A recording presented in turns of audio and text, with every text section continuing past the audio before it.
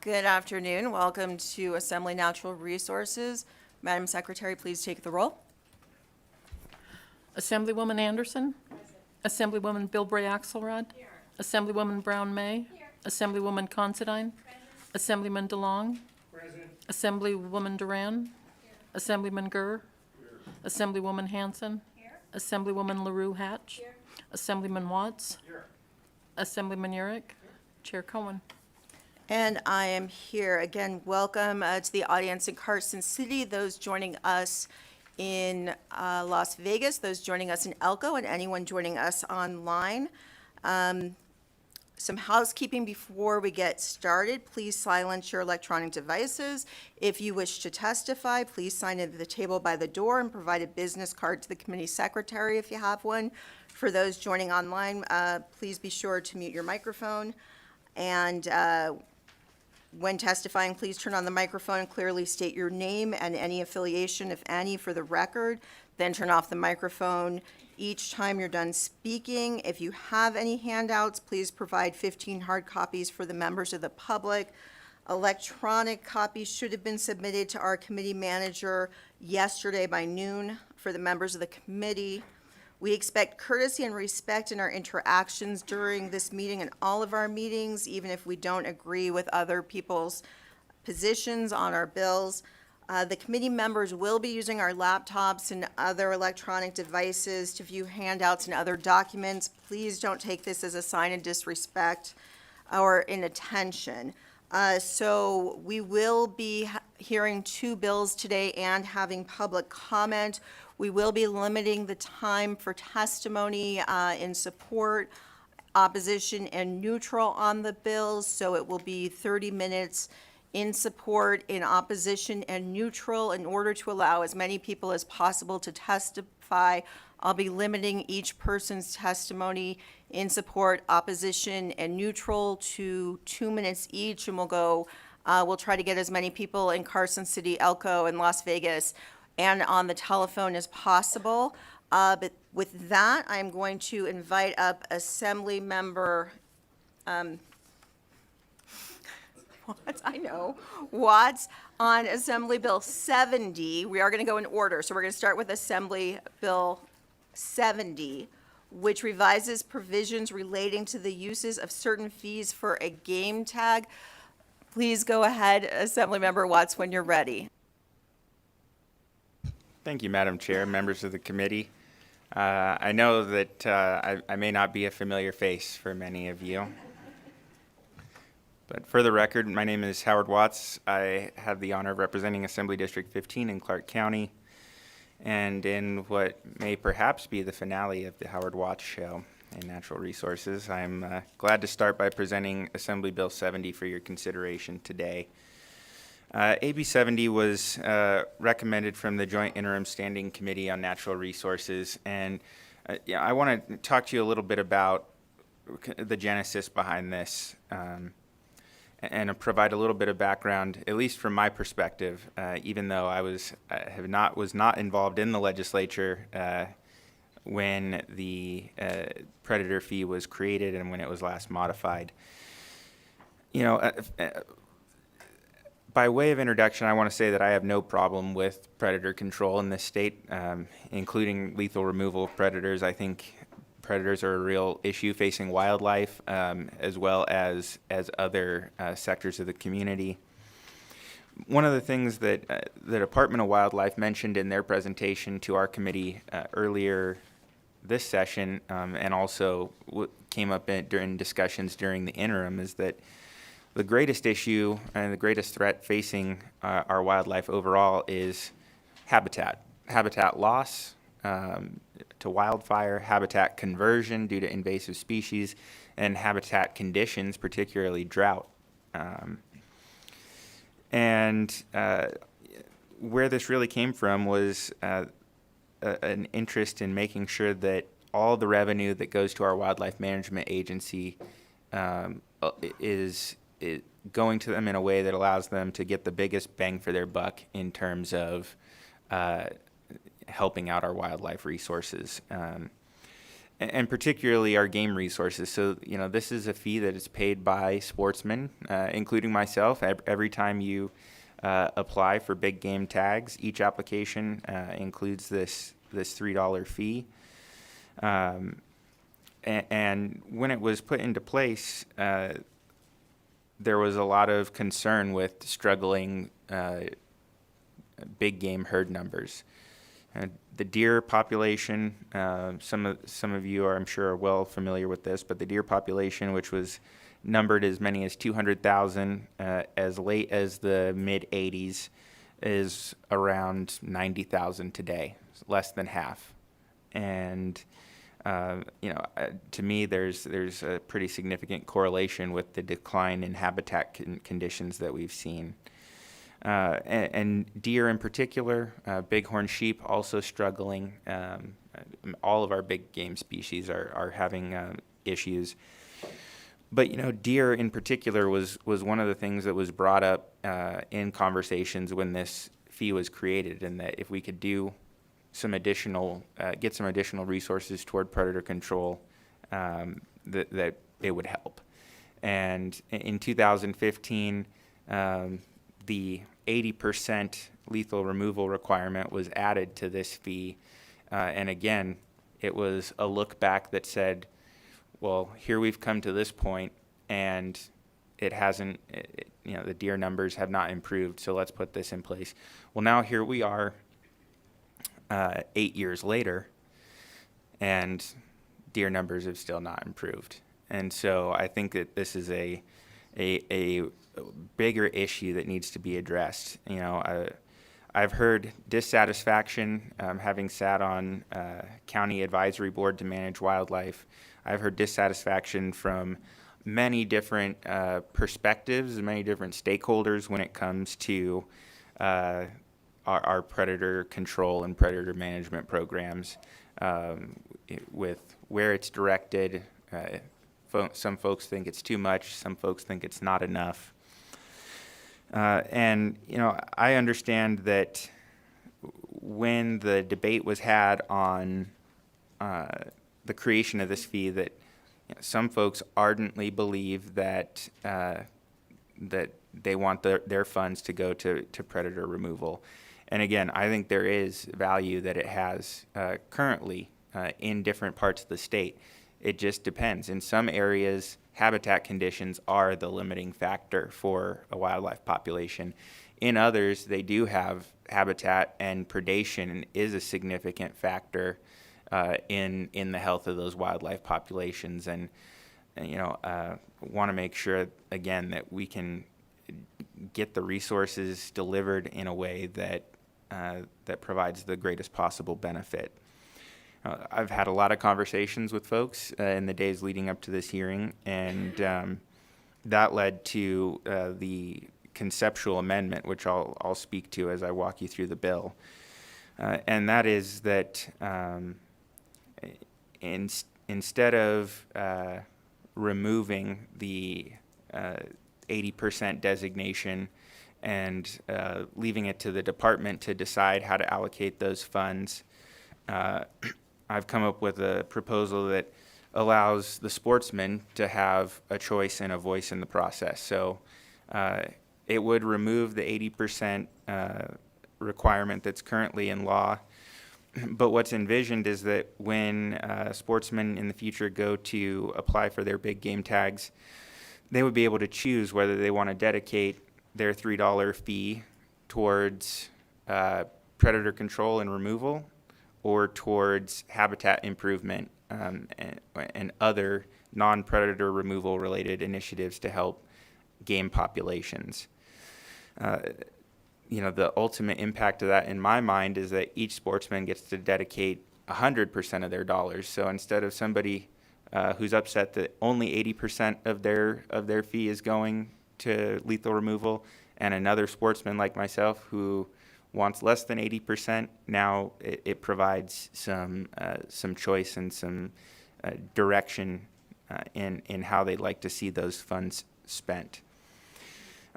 So that is the the place that we've arrived at this point in time with the conceptual amendment to the bill. The language might need to be tweaked a little bit more to make sure that we get it into the right place. But with that, I will walk you very briefly through the language, and then I'll be glad to take any questions that you have. So, Section 1 of the bill,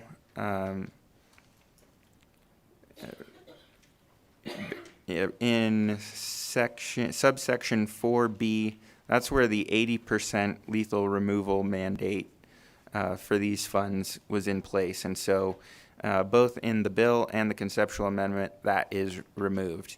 In the conceptual amendment, you will see that all of the proposed additional language providing some guidelines for how the funds should be spent have also been removed. And instead, at the top in subsection 1, I'm proposing to modify the language so that these funds that are dedicated and set aside would be directed by the applicant, so that's the sportsman applying for tags, to go to costs related to either developing and implementing an annual program for the management and control of predatory wildlife, or wildlife management activities relating to the protection of non-predatory game species and the habitat of such game species. Another thing that came up, again, historically a lot of focus was placed on big game species. Predator removal now, there are significant programs aimed at protecting sage grouse and trying to reduce predation on sage grouse.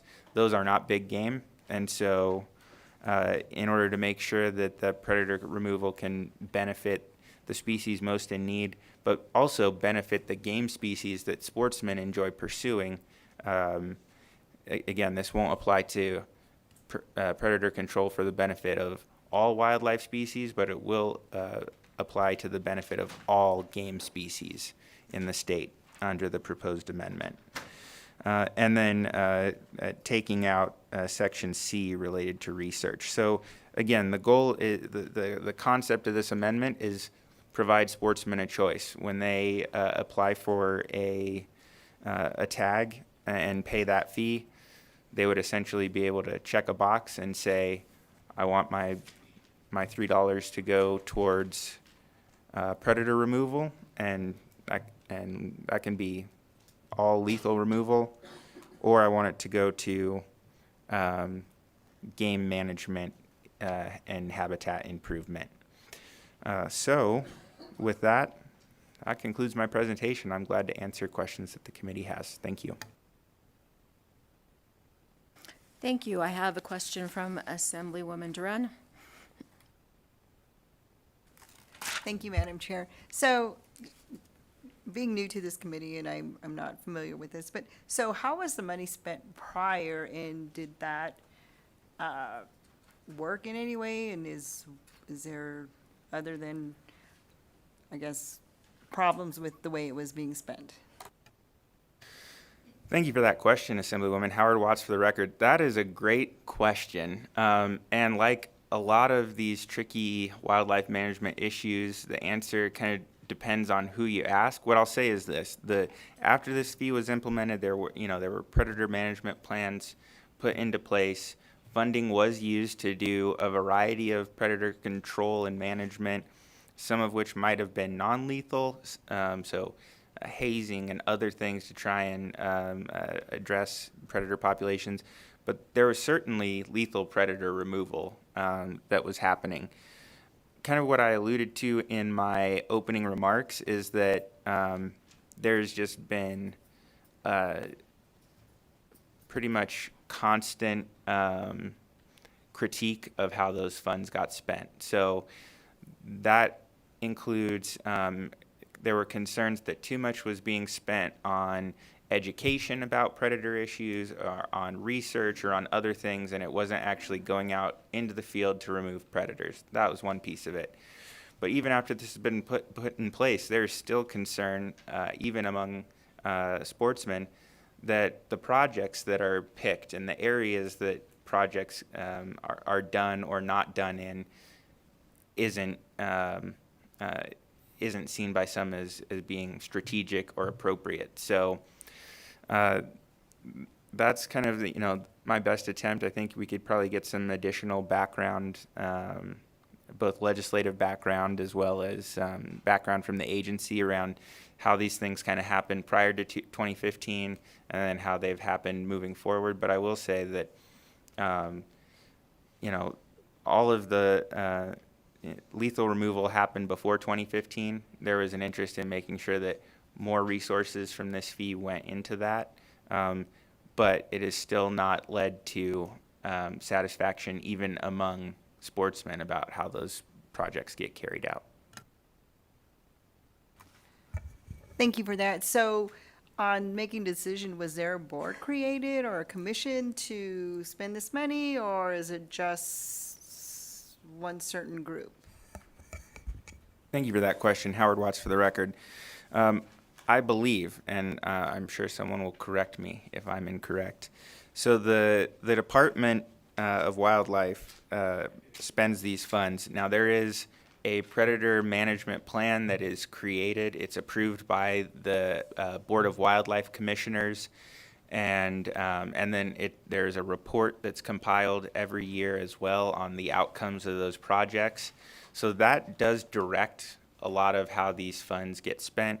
There is also, and I believe it is mentioned within this bill from some of the amendments that have been made in the past, but there are also the State Predatory Animal and Rodent Committee. So there's another body that's also involved in kind of informing some of those decisions about how those things are made.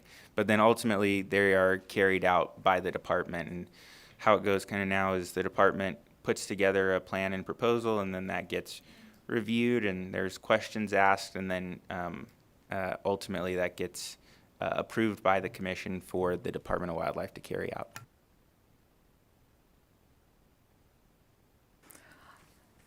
Assemblywoman Hanson. Thank you, Madam Chair. Good to see you. Couple of questions. So with the amendment, you talk about when an applicant goes to fill out their hunting application, they can pick. Do they go to predator control? Do they go to habitat? How much of those funds, what percentage of those funds would go to lethal predator control? Thank you for that question. Howard Watts for the record.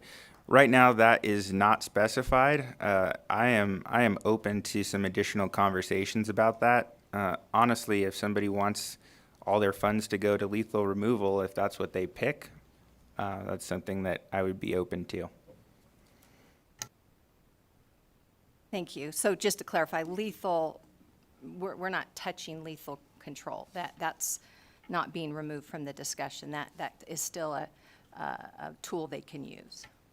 Howard Watts for the record. That's correct. And one thing I just want to make clear, at no point was lethal removal ever being envisioned as being removed as a tool, even under the original language of the bill.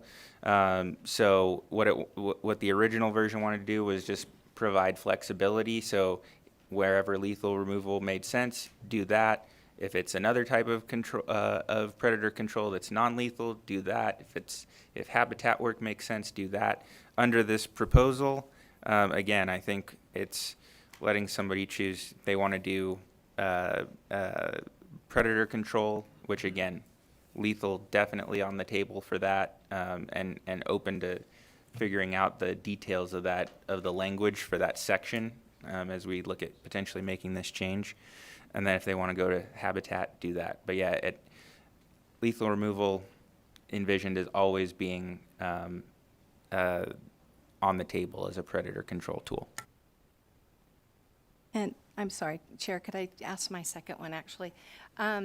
So this had been before the State Wildlife Commission. For those maybe who don't know, we have a State Wildlife Commission. They deal specifically, it's appointed positions from all areas of the state, really dialed into wildlife issues, a good forum to deal with these kinds of issues.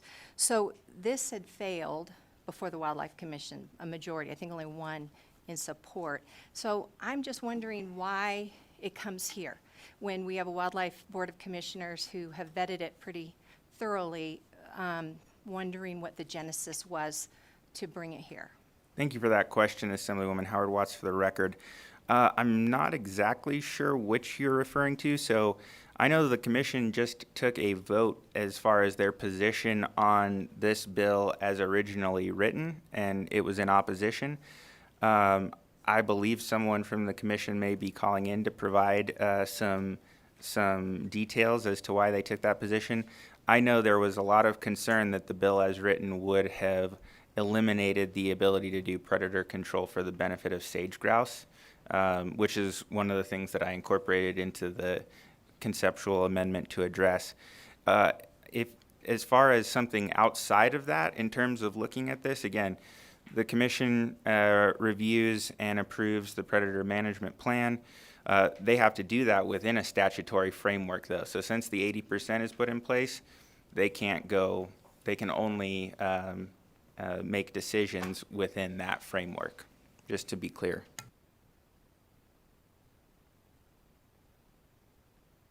And the 80% was done in 2015, correct, by this body? Howard Watts, for the record, that's correct. I have a question from Assemblyman Gurr. Thank you, Chair. I think you've answered my biggest problem with this bill by getting sportsmen involved again. Sportsmen put this in place, asked for it on themselves, and they've been paying that fee for 20-plus years. And that was my biggest hang-up, Assemblyman. And if you put it that way, I don't have as big a problem with it. But I'd like to talk more offline. But also, can you tell what's in the fund now? Do you know how much is in that fund? Howard Watts, for the record, I do not recall that, and the agency, I think, is available to come up. They don't have a position on the bill, but I think are available to come up and answer any questions like that you may have. Okay. Thank you, sir. Thank you, Chair. Thank you. Okay, I have a question from Assemblywoman LaRue Hatch. Thank you, Chair, and thank you for bringing this and answering our questions tonight. So it sounds like from both the presentation today and also meetings I've had in my office that many stakeholders felt like they weren't really having a say in the process and the plans that were being developed. And it sounds like you're trying to give them more of a say with this option. Can you just speak to the ways that this would change that stakeholder engagement, and what about the process may change so that they feel more ownership over the way their fees are being used?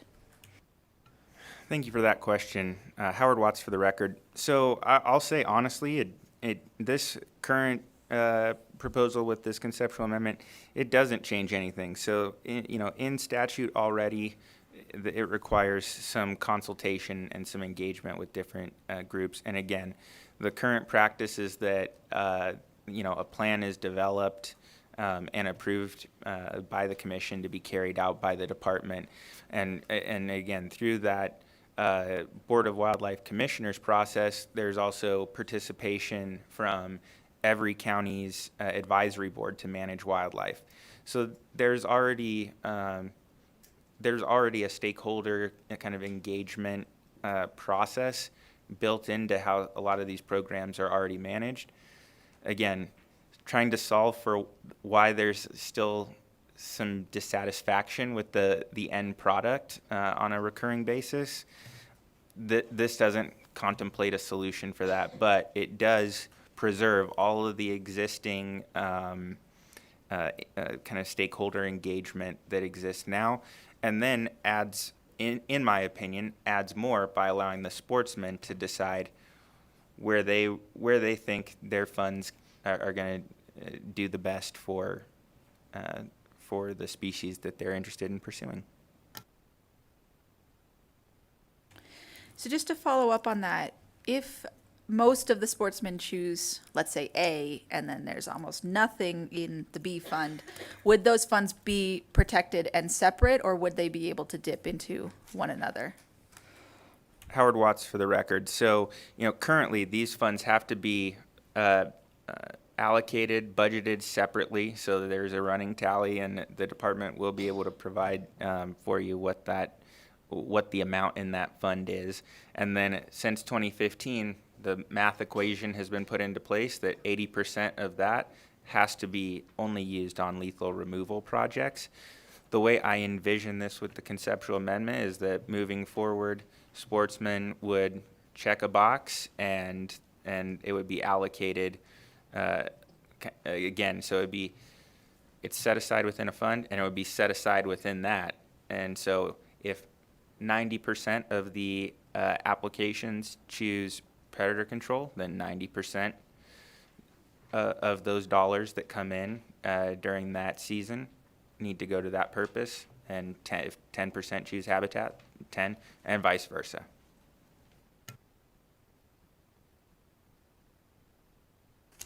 Assemblyman DeLong. Thank you, Chair. Appreciate the presentation, Assemblyman. This is probably a really minor point, but if we create the option for someone to check one of two boxes, there will be people that check no boxes and people that check 2 boxes. What do we do about that? Thank you, Howard Watts, for the record. It's a good question, and I think it's important that we make sure we get the programming right. Having designed some surveys myself, I know that sometimes you put the checkbox, but you meant to do the little radio dial where you can only pick one. So we got to make sure that there is a check only one of these before you proceed. But I will say, I know that there are still there's still the ability to do some stuff analog, but we have a fantastic system, very adaptive online for processing big game applications. And so I think that both the system and sportsmen, if we make sure we design it right, are savvy enough to go through that no problem. I know when I'm going through and trying to get all my points and everything, you have to do the same thing a lot of times, and I'm confident that we could figure out a way to make it work pretty easily. Assemblyman Urick. Thank you, Chair. Thank you, Assemblyman, for once again filling my inbox with tons of emails on the issues that you bring. I tend to get those. And I always try to look for kind of a theme of what's going on with concerns or pros and cons. And it seems like through this amendment, thank you, you've addressed in large part, I think, the concerns that were communicated to me, like my colleague, Assemblyman Gurr. The big issue is people felt like this was a contract, like we wanted this, we put it in, and there it is. And so addressing this in this new way, I think, is going to resolve some of that, but also kind of tagging on to his concern earlier of, and I apologize for my ignorance, I don't know, are these funds rolled over year to year and are they used and carried? And so whatever is in there, what would be the plan for using those funds that at this point were appropriated at 80/20? Are you open to, or would those be used consistent with what all of my constituents had kind of initially paid, and then we would do this on a move forward basis? Could you just clarify that? Thank you for that question, Assemblyman. Howard Watts for the record. First of all, as relates to your inbox, you're welcome. As relates to the vision for this moving forward, I think particularly with the bill as written, that's a great question. Probably it could have either been done on a going forward basis or a look back basis to basically kind of take that wall down, so to speak. Under this, I really see this again. This is a bit of a new framework for how the fund would operate. So I would see that being implemented on a going forward basis. And am happy to work on any adjustments to that effect. Because again, we're not going to send out emails to everyone and have them do check boxes for money that's already in there. There are funds that remain, and I know that when the last change was made in 2015, there were pre-2015 funds that were more flexible, and then post-2015 funds that had to be managed within the new statutory framework. So I would imagine something similar where anything that's come in prior to this legislation taking effect would follow those rules, and then this would be for any funds coming in afterward. Okay, Assemblymember Bilbray Axelrod. Thank you, Chair. Thank you for bringing this bill and bringing the amendment. I think the amendment is great. just to jump on my colleague, I mean, what if somebody wanted to split it 50-50 too?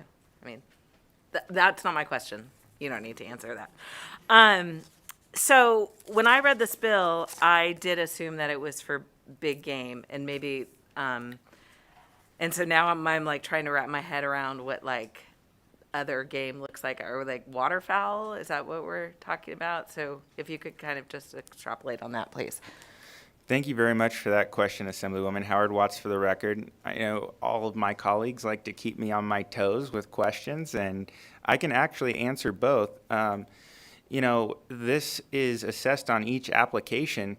So theoretically, if you put in 4 applications during a season, that checkbox would come up each time, and you could choose to put some here and some there. So actually, 50-50 might be a possibility for an individual, as I think about the concept anyway. Moving on to your other question about game species. So we have a wide variety of game species, and I'm probably going to forget some off the top of my head, but we have big game, you know, deer, elk, bighorn sheep. We have upland game, so those are birds that aren't waterfowl. Chukar is the one that immediately comes to mind, but sage grouse, again, even though we're doing a lot of management work with sage grouse, there actually is a season on sage grouse, so they're a game bird. And then fish are also game. There's small game as well, so I think certain types of rabbits and other things kind of fit into that category. So that's just to give you a sense of some of the different categories that game species fit into. Okay, and then you touched on this, but I just want to make sure I've got this. So do we have any understanding now why the deer numbers haven't gone up in the last 8 years? Howard Watts for the record, no. Okay, thank you. So seeing no other questions, let's move on to support. So as a reminder, support is you support the bill as it is. I know there's an amendment, so that's a little difficult for people because it's conceptual. Opposition, you oppose the bill, and then neutral is you are just providing data for the committee, and you're not supporting or opposing the bill in any way. Please fill in the chairs as they open. What we're going to do is as I said, we're going to go 30 minutes, starting with the numbers on my phone, which has it right now at 4:36. I'll do 2 minutes at a time. We'll do the same for opposition and neutral. We'll start in Carson City. We'll go Elko, Las Vegas, phone, and back to Carson City, 3 people at a time. So with that, and again, starting at, 4:37 now. Please go ahead. Hello, Chairman Cohen and Vice Chair Anderson and members of the committee. I'm BB Adams, and I represent a small group of Nevadans who are wildlife advocates, and we support this bill and appreciate Mr. Watts bringing it to you.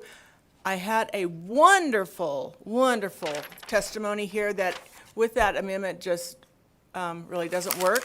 And we really, we haven't talked a lot about that amendment, but from what I gather, we are in support. So thank you for your less than 2 minutes. Hello, my name is Rebecca Goff, R-E-B-E, C as in cat, G as in girl, O, F as in Frank, and I am the Nevada State Director for the Humane Society of the United States, and we support this bill.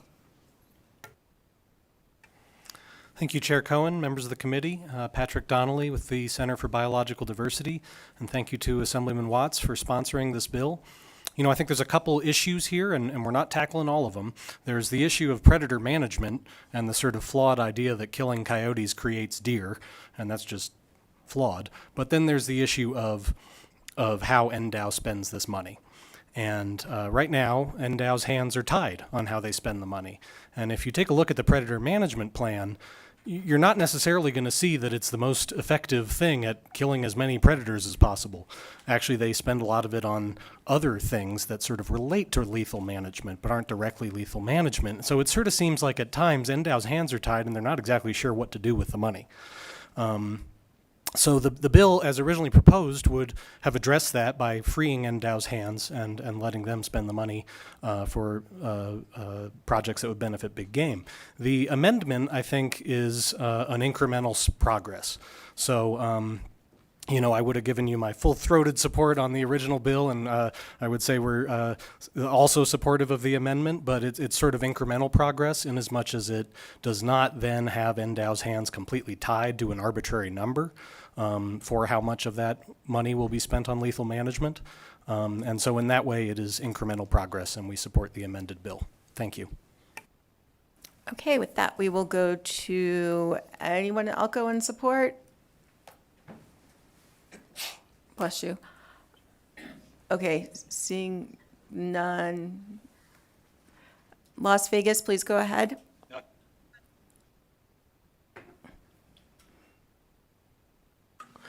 Thank you. This is John Hyatt in Las Vegas. I support the bill as originally written, but I could also live with the amendment, conceptual amendment. But I think if they're going to do that, there's a problem, and that is most hunters, sportsmen are really not familiar with a predator management plan, exactly what money would be spent on. And so if you're going to do that, there needs to be money made available so that the department can actually inform the people paying the money what projects that the money will go for, what specifically predator control projects and what specific habitat improvement projects. Thank you. Thank you. Next person in Las Vegas, please. Thank you, Chair Cohen and members of the committee. My name is Nick Christensen, Christenson, for the record. I'm a volunteer member of the Sierra Club's Nevada Legislative Committee, and on behalf of the club and our members and supporters statewide, I'm speaking in support of Bill AB 70. Currently, the $3 hunting game tag fee collects about $1 million each year in an attempt to increase the number of deer, sage grouse, and bighorn sheep and other species. By law, 80% of this fee has to be used to lethally remove predators. This is required whether or not these predators are the cause of the population declines of the game animals. Sierra Club supports AB 70 because the lethal mandate is not necessary and is actively harmful. We should allow NDOW the flexibility for its biologists to use the most scientifically proven methods to protect the game species along with the predators and all of their ecosystem. This may include the use of guzzlers, seeding sage grouse, or other habitat enhancing programs to increase deer, sage grouse, and bighorn sheep populations. Of note, since the 80% lethal mandate has been in place, deer and sage grouse populations remain in steep decline, so obviously the current program hasn't done as intended and only serves to remove predators that our ecosystems depend on for balance. Please allow NDOW to use its best science to improve the populations of game species, predators, and their habitats. We agree with Mr. Donnelly that we support the bill without the amendment, but would also support it with the amendment, although that's not preferable. Thank you for your time. Thank you. Next person in Las Vegas.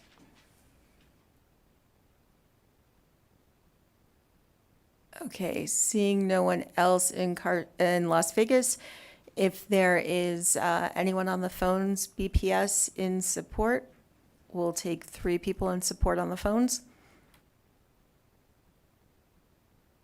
If you would like to testify in support of Assembly Bill 70, please press *9 now to take your place in the queue.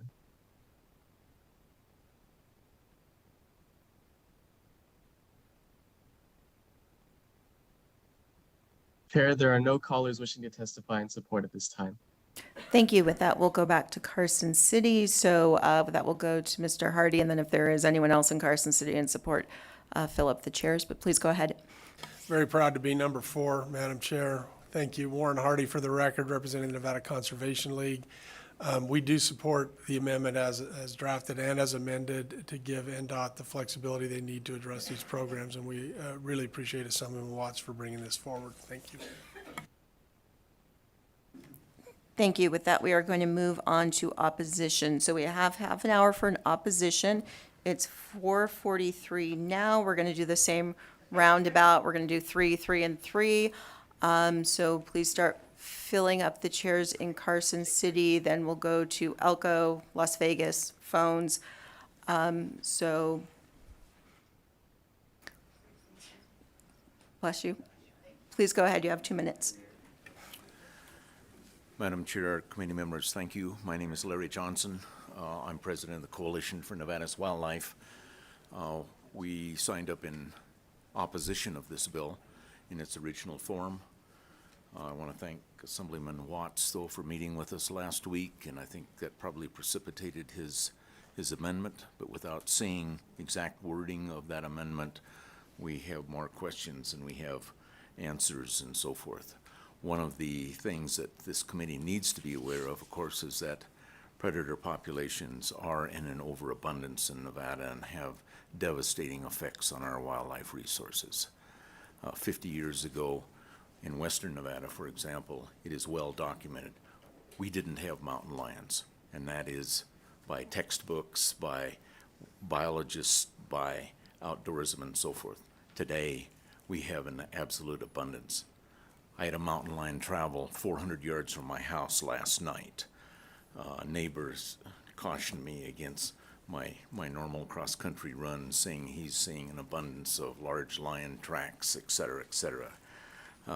Today, deer and chukar hunters commonly see lions in the field. Similarly, there's an abundance of coyotes. And in a year like this, where we have deep snows, I just got off the phone with Wildlife Services professional trapper, animal damage control. He stated to us that in the deep snows in northern Nevada, the coyotes are butchering our deer herds. We need more, not less, predator control. But that being said, I want to meet with Assemblyman Watts on his proposals. If, when you check the box for predator control in your application, if 100% of that money goes to lethal control, we have room to talk. Thank you. Thank you, Mr. Johnson. And as Mr. Johnson did, if you're interested in the amendment and want to let us know that you're going to talk to Mr. Watts, please feel free to, oppose, but let us know that. So please go ahead. Madam Chair, members of the committee, thank you for the opportunity to testify. My name is Rex Flowers. I'm a resident of Washoe County. I came here opposed to the bill as written. Now with this newest amendment, I too would like to see what the details are of the amendment before I pass judgment. So thank you for your time. Madam Chair, committee member, I'm Mel Belding, lifelong resident of Nevada.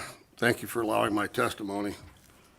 Predator control, when properly applied, is very effective at protecting our big game animals and sage grouse. Without Predator Project, the most successful bighorn sheep reintroduction anywhere in the world, what happened here in Nevada, would probably have failed. The mule deer in Unit 014, the Granite Mountains in Washoe County, has suffered miserably since ending the Predator Project there. I oppose the bill. I will look at the amendment, and I ask you to oppose it also. Thank you.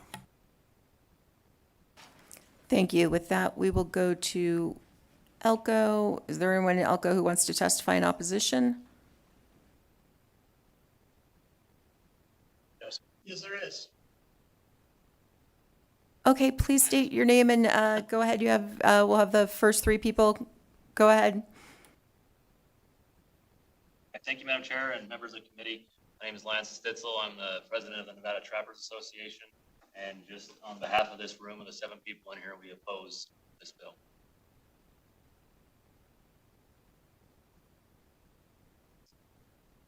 Thank you, sir. Does anyone else in particular want to speak in Elko, or are you speaking for everyone? Yes, ma'am. None else. Okay, thank you very much. All right, with that, we'll go to Las Vegas. Please go ahead in Las Vegas. Thanks, Madam Chair. My name is Ron Stoker. I'm with Wildlife and Habitat Improvement of Nevada. I'm the Vice President. We'd be interested in seeing the amendment to this bill, but this time we will have to oppose it because there's no dictation that if we do check the predator box, that 80% control will be maintained at a minimum. And that concerns me. I have a family of 7, and we all put in for multiple species, and that's money that my family pays. And when we pay that money, we expect it to go to a cause which we believe in. It has been said that predator control is not effective. The deer herds in Utah have not drastically changed as much, but they have a very effective predator management control where they actually pay a bounty on coyotes.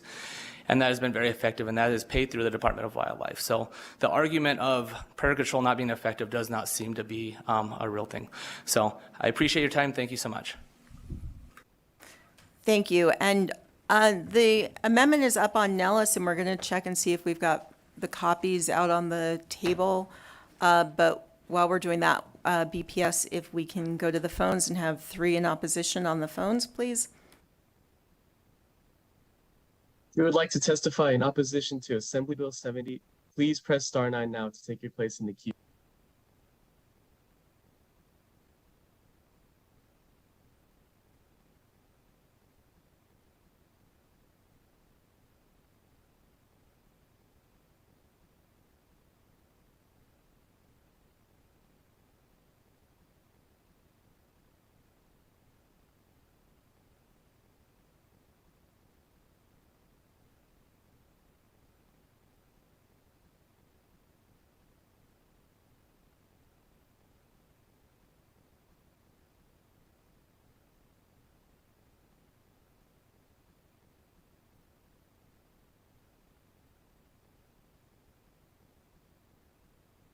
Caller with the last digit 046, please press star 6 to unmute.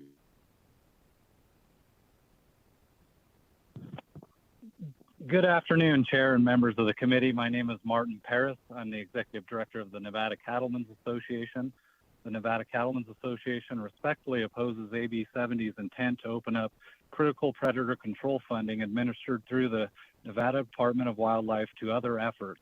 While habitat and restoration work is just as critical as predator control, there are several different funding sources available to do that type of work through other state and federal funding sources.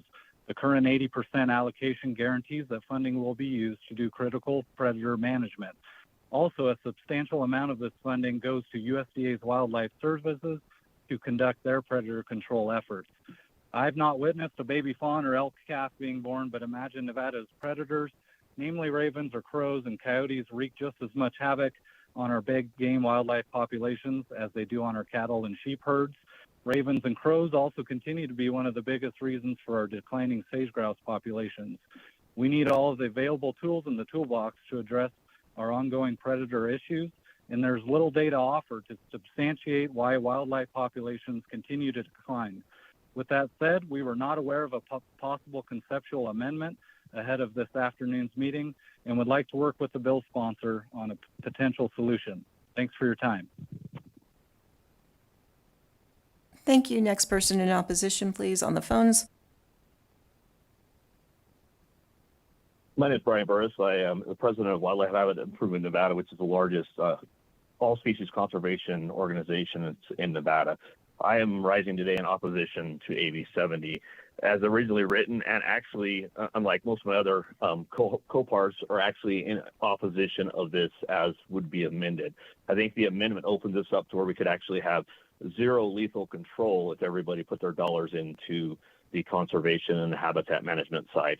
I will tell you that our organization does a ton of habitat management, and that is our key goal and our key function in that. What we're seeing is declines in populations of not only mule deer and all the other big game species, but on the waterfowl side. So mesopredators are a very big part of the problem we have with the wildlife conservation side and making sure we manage our duck populations as well. So this amendment as written would pose actually undue risk to our wildlife, even more than the reduction of the 80%. So the sportsmen have asked for 80%, the sportsmen fund this, and so I would ask that you actually vote no on this AB 70 with even as amended. Thank you. Thank you. And before we go to the next caller, for people in the audience, there is a copy of the amendment on the table for people to review. With that, BPS, if we can go to the next caller in opposition, please. Yes, hi, my name is Neil Cheney. I'm the Vice President of the Nevada Trappers Association. I am down here in Panaca in a room with 50 other guys, and we oppose this bill. Thank you, sir. Would you like to say anything else, or is that it? Oh, no, that's it. Thank you. Okay, thank you very much. And BPS, since there's just, I believe, one more person on the phone, let's go ahead and just finish up the opposition on the phone and have 4 instead of 3.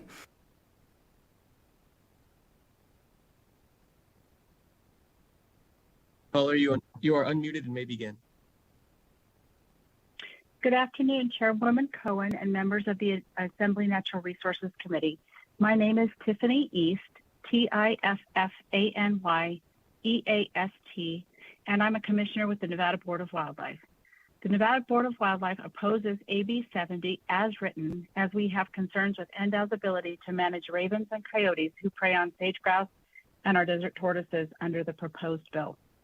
On average, the $3 predator fee generates approximately $900,000 annually. A portion of the money goes to administrative roles, as you've heard. The current predator plan involves approximately 13 projects, of which 6 are lethal removal to protect sage-grouse and big game species.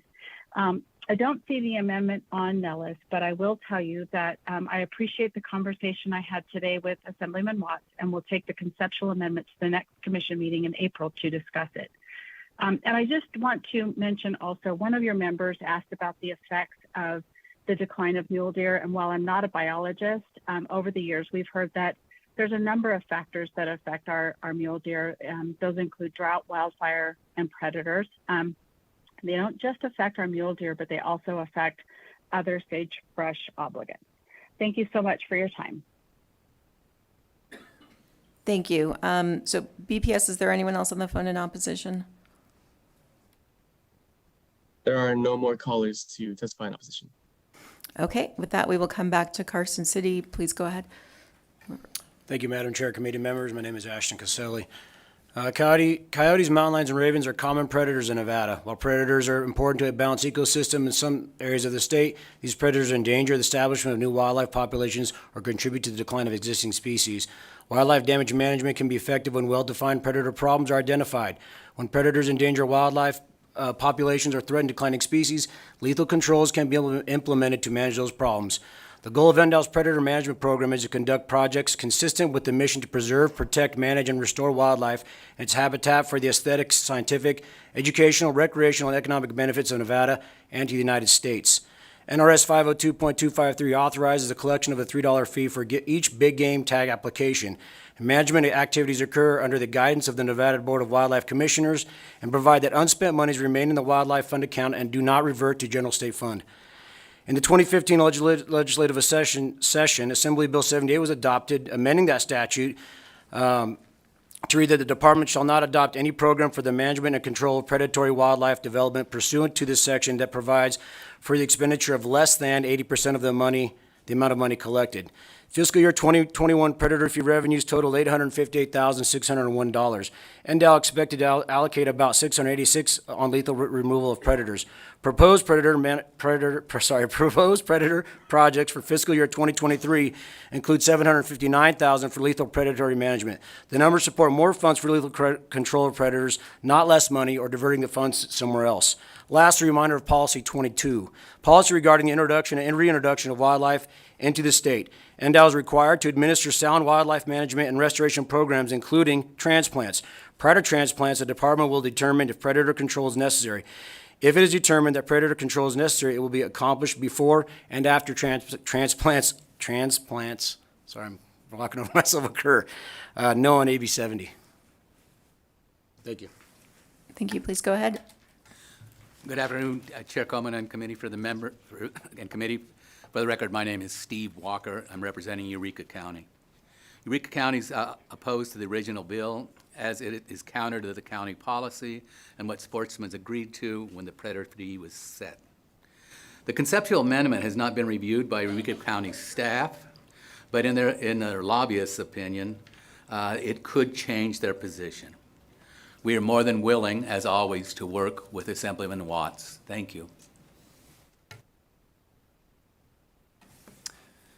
Good afternoon, Chairman and committee members. Bryce Pollock, for the record, with the Nevada chapter of Backcountry Hunters and Anglers.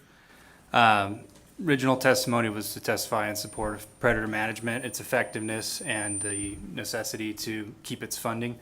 The numbers are well documented, not just for big game, but also for small game. UNR did a really interesting study where they watched the population of 80 porcupines in a very small region nearly go extinct from 80 animals to less than 5 in just 3 years. We have a lot of factors at play now that affect populations like drought, overpopulated feral species, you name it, human development.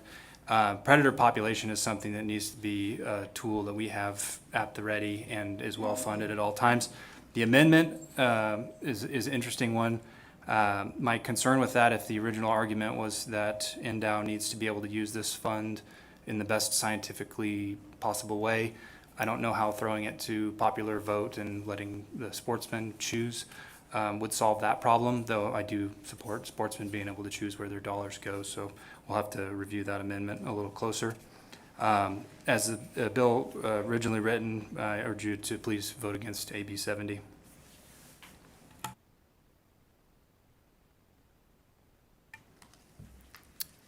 Madam Chair and Committee, this is Linda Linton. Thank you for hearing my testimony in opposition. As everyone else has stated, if I look at the conceptual amendment, I may change my mind, but it may be doubtful. As it is, the lethal management of predator, it seems not to be working because it's not being used. I've talked to wildlife biologists in my region where I live. I've called them about 3 mountain lion kills that occurred within 5 minutes from my home, and they advised me that they didn't have enough funding to come out to the area. I've also personally witnessed coyotes taking out of the womb the fawn of a doe and that of an antelope. I also called about that, and that's not the only call they've received, and they said they couldn't do anything about it. So I think the problem is managing the funds, not actually boots on the ground. The other problem, if we're talking about habitat, et cetera, migration corridors are not being used. Developers are taking some of the land that the deer are using for bitter brush, let's say, and destroying it. And the Department of Wildlife is not going in and talking to the City Planning Commission at the time and saying this is going to affect the major deer population in this area. So there's a lot of other efforts that could be used. Thank you.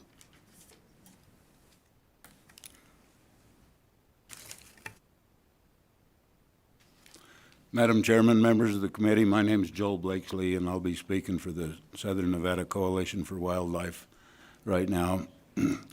And the people that I represent told me to oppose this bill, so that was my instructions.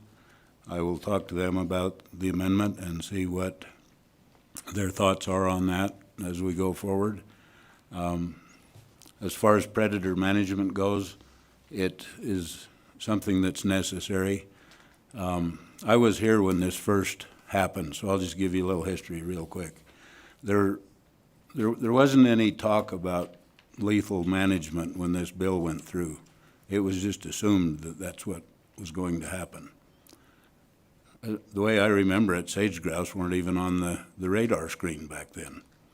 You know, this was paid for by big game hunters for big game management. And then, of course, we've amended it down the road, and we've done sage grouse, and we've done this, and we've done the rest of it. The statement was made that maybe it doesn't work because the deer herds haven't responded in the time we've been doing this. That begs the argument of whether habitat works. because apparently nothing is working, since how the deer are dropping. So that's my 2 cents, and I'll just leave it at that. Thank you very much. Hi, Assembly Natural Resources Committee. My name's Roger Heath, and I received my Bachelor of Science degree from UNR, and I'm now a retired mechanical engineer. I've lived and hunted in Nevada for over 55 years, and I've been involved in wildlife conservation as the Northern Vice President and newspaper editor of the Nevada Wildlife Federation, chairman of the Carson City Advisory Board to Manage Wildlife, and the president of the Ormsby Sportsmen's Association. I'm opposed to AB 70. Many sessions ago, I remember NDOW being asked by the legislature to manage deer and big game like a business. As an example, productive cattle ranchers maximize their herd population to the market demand. Specifically, one management technique cattlemen use is to remove predators that impact the herd population. Shortly after this legislative request for NDOW to manage game herds to meet hunter demand, the legislature passed a bill that provided the money from a special additional big game tag fee to manage predators. This money could have been used to control predators, to level populations, and prevent large predator peaking when game population is growing. Other than recently transplanted bighorn sheep, NDOW has been reluctant to control predation near known fawning areas, wintering areas, and when predator population near major big game herds is beginning to peak. Hunters know their demand will not totally be satisfied with predator control, but NDOW hasn't taken the steps, provided training, or made the effort to improve big game populations using predator control. I'm still optimistic that changes to manage wildlife by managing both prey and predator can be optimized. I believe Aldo Leopold's conservation premise that using hunting as an acceptable method of controlling predator and game populations can be successful. AB 70 sends the wrong message for game management and for hunters in Nevada. I ask the committee to please reject AB 70. I thank the committee for your attention to my concerns. Thank you. Please go ahead.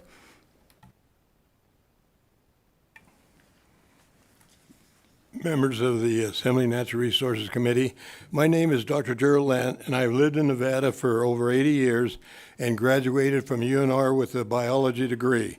And I've written books on wildlife and been involved in wildlife conservation for over 60 years. I am past chairman of the Nevada Board of Wildlife Commissioners appointed by the governor. I was one of the original sponsors of this $3 predator bill in 2001. Many years ago, as the majority of sportsmen in the state wanted to maintain populations of game animals in the state, which this bill does. Game animals are managed by hunters per quotas and areas. Many years ago, there were minimum quotas and anyone could hunt in Nevada. But as the population in this state increased, we had to put quotas on wildlife to protect the populations. We need to manage non-game animals the same way. If we don't, one species will overtake all others and we will lose populations of certain animals. We have to manage all animal populations in the state, game and non-game. In 2001, AB 291 was passed, which mandated a fee of $3 for programs for the management and control of injurious predator wildlife to be charged for processing each game application. These fees were to protect game populations from ravens, lions, coyotes, creating a symbiotic relationship. Symbiosis is the art of living together. 80% mandatory utilization was added a few years later with AB 78, 2015, because the over $500,000 these funds produce annually were not being used the way the law implied them to be. They were used to buy computers, uniforms, file cabinets, attending out-of-state meetings, and did not put projects on the ground to protect wildlife, which was the purpose of the bill. Now, one might ask why some biologists in other states have a viable and very successful programs to protect their wildlife.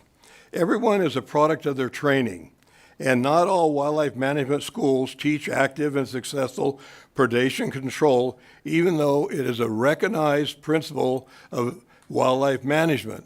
States like Utah, New Mexico, Arizona, California, all have Doctor? successful predator programs.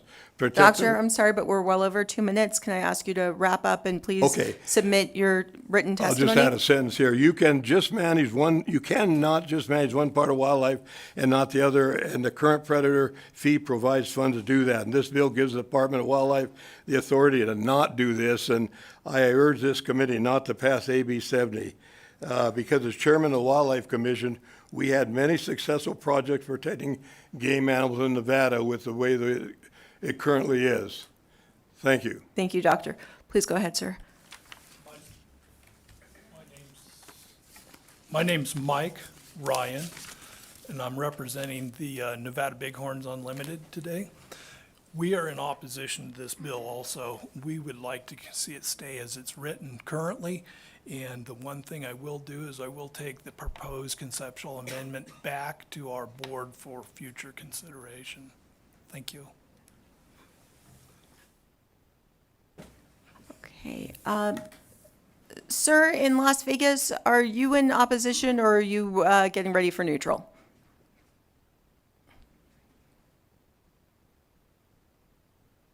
Opposition, ma'am. Okay, please go ahead, and you'll be our last person in testimony in opposition. Madam Chairman, thank you for the opportunity to speak. Commissioners. I've been I was born in the state of Nevada back in 1960. I've lived here my entire life. And can you please hear me? state your name? My name is Thomas Bentz. I thought that was when the mic was off. Thomas Bentz, B-E-N-T-Z. Been a lifelong member here of the wildlife community itself, not just the people in the state of Nevada. And I've watched my state turn into something that's hard to recognize because of the growth. I can tell you that growth itself is one of the biggest problems our wildlife face.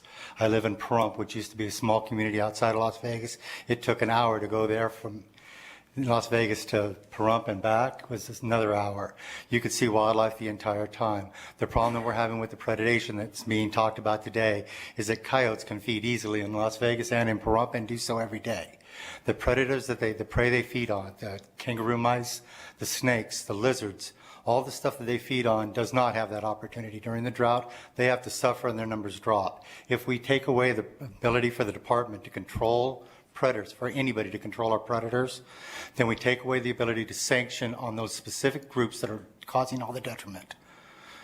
Instead of thinking of them as a deer somehow a coyote can be killed and it takes away a deer, keeps a deer alive, that's not the concept here. The concept is when an overpopulated group of coyotes start causing trouble, we should be able to go in and reduce that number lethally so that all species are protected by our action.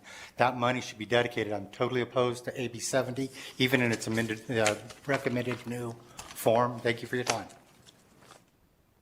Thank you, sir. Okay. So do we have anyone in neutral in Carson City? Please come forward. And then if there's anyone in neutral in Elko or Las Vegas, please come forward. Or I know Elko, you guys really can't come forward, but get ready. Be ready. Please go ahead. So I have a lot of people sitting around. I'm Mike Cassidy. I'm a director on the Coalition for Nevada's Wildlife. I belong to many hunting organizations, and I generally strongly support the people that are in opposition to this, but I don't know enough at this time, and a whole mess of stuff's been dumped on the plate, and I really want to understand it. I'm probably going to come out in support of it if, say, it's 90% now, if all the hunters vote 80 or 75, 90, whatever, for predator control, it follows that, what the hunters want. But if there's some trick or gimmick in it, it doesn't follow what the hunters want or sportsmen want, I'll be opposed to it. But I'm willing to sit back and listen at this point and remain neutral. thank you for your letting me testify. Thank you, sir. Okay, just checking with, do we have anyone else coming up in neutral? Okay.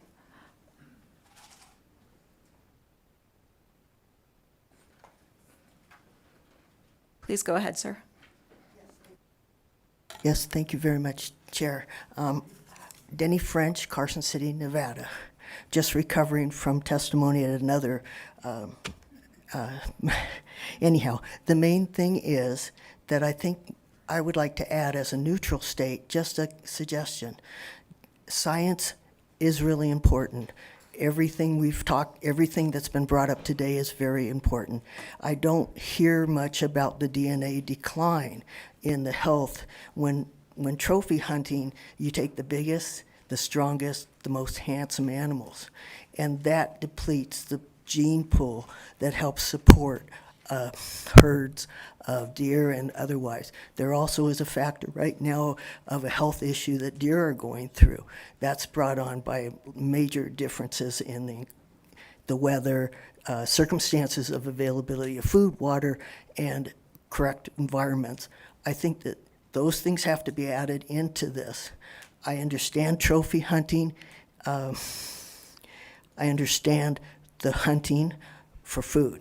I'm not so inclined to think for trophies, and I would like to have the DNA decline in gene pool and strength of herds to have that considered. I'm neutral on the fact. I'm appreciative of the fees that do help go to the proper balance keeping, but I do think that the health of the deer and such now are in decline, having issues, need support. So I appreciate that. I'm in neutral, and I would like you just to consider my additional suggestion of thought. Thank you. Thank you, Mr. French, and we hope you enjoyed Veterans Day here at the legislature. Oh, and thank you very much. Thank you, and hope all the veterans here today enjoyed Veterans Day at the legislature. Is there anyone else in neutral? Seeing none, is there anyone, Elko, if anyone's in neutral, please raise your hand. And anyone in Las Vegas, if you're neutral, please come forward. Okay, seeing none, BPS, if we've got anyone on the phones in neutral, please go ahead. If you would like to testify in neutral for Assembly Bill 70, please press star 9 now to take your place in the queue.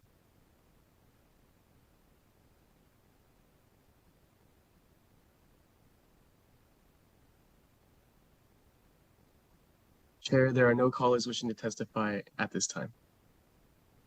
Thank you.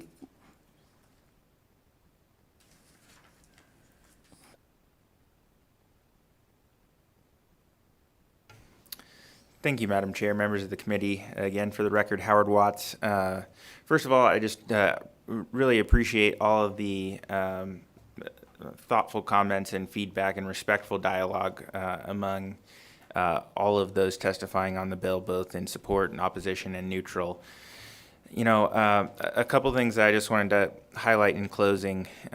One is, you know, the importance of resourcing this work. You know, the department needs more resources. I mean, you know, when you talk about half of our habitat being degraded from wildfire, invasive species, et cetera, I mean, that's a tremendous issue, and it requires a tremendous amount of work from, and not just from NDOW, but from a whole host of agencies and entities to address. And you know, we need certainly more resources to address interactions and incidents on the urban wildlife interface. We've got you know, coyotes and other predators that are entering into urban areas and you know, going after people's pets and all kinds of things. We need resources to be able to address some of those calls and those concerns that were brought up in some of the testimony. I am hoping that we can get the Recovering America's Wildlife Act passed in Congress, which would provide a huge infusion of resources to do additional wildlife management techniques. When it comes to you know, having science decide, again, I think that is what I'd ultimately like to see. I think you've gotten a little bit of additional history and context, and how even with where we're at now, there is not total satisfaction. And again, part of that's a resource issue. Part of it is just an ongoing debate about what is going to be the most effective tactic to address some of the issues that we see. And then, coming back finally to this issue of the science versus the sportsman's choice. Again, when I brought this forward, I wanted to make sure that the department could do whatever it felt was going to be in the best interest of the natural resources, our wildlife resources in this state. But heard a lot of concern, the same concerns that you heard about essentially the negotiations and the contract that's been made with sportsmen. 80% lethal requirement, it's not scientifically based. Neither is the proposal in this and in this proposed conceptual amendment. The one thing that does give me some comfort with this is that the agency does have other sources of revenue that they can use flexibly. And again, I think they need more resources to carry out their statutory charge. But my hope is that this allows us to strike some balance on this issue between allowing sportsmen to decide what they want to have done for the biggest benefit of wildlife. The Department of Wildlife can then take other funds, which they could before this was put into place, right? The history of this is they could do predator management, predator control and lethal removal before this was ever put into place. The goal was to create a dedicated funding source. And so this will still allow sportsmen to dedicate, and I think you've heard where many sportsmen are and their interests and concerns in that. That would allow this contract to kind of continue to be honored, and then my hope is that the department will have the resources it needs to carry out all of its activities in the way that's going to provide the greatest benefit to the state. So appreciate a lot of the comments made by representatives of different sportsman groups and the conversations that we've had about this issue. I look forward to following up with them to discuss this proposed conceptual amendment and potentially refine the language further before bringing it back for your consideration. So thank you very much for the time. Thank you, Assemblyman. So with that, we will close the hearing on AB 70, and we will open the hearing on AB 102. AB 102 prohibits certain competitions in which certain animals are taken. Please go ahead, Assemblyman, when you're ready. Thank you very much, Madam Chair, members of the committee. For the record, Howard Watts. That was the easy one. Hate to break it to everyone.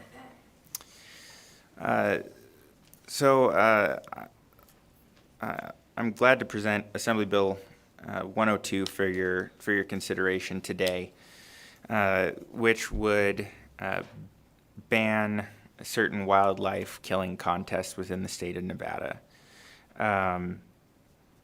Again, I think I want to preface this by saying that predator control is necessary. Kind of moving on to this topic, it's necessary not only to protect wildlife, it's necessary to protect livestock. It's necessary to protect our communities and that urban wildland interface. So to me, that's not the issue here. What we've seen, though, is that certain unprotected species, in particularly coyotes, but others as well, that are nuisances or seen as nuisances. There have been contests put together that emphasize, racking up the largest number of kills in an area within a given amount of time, rewards for biggest creature taken during the competition, etc. And to me, it's a complicated ethical issue. It's also one that there's growing public concern with.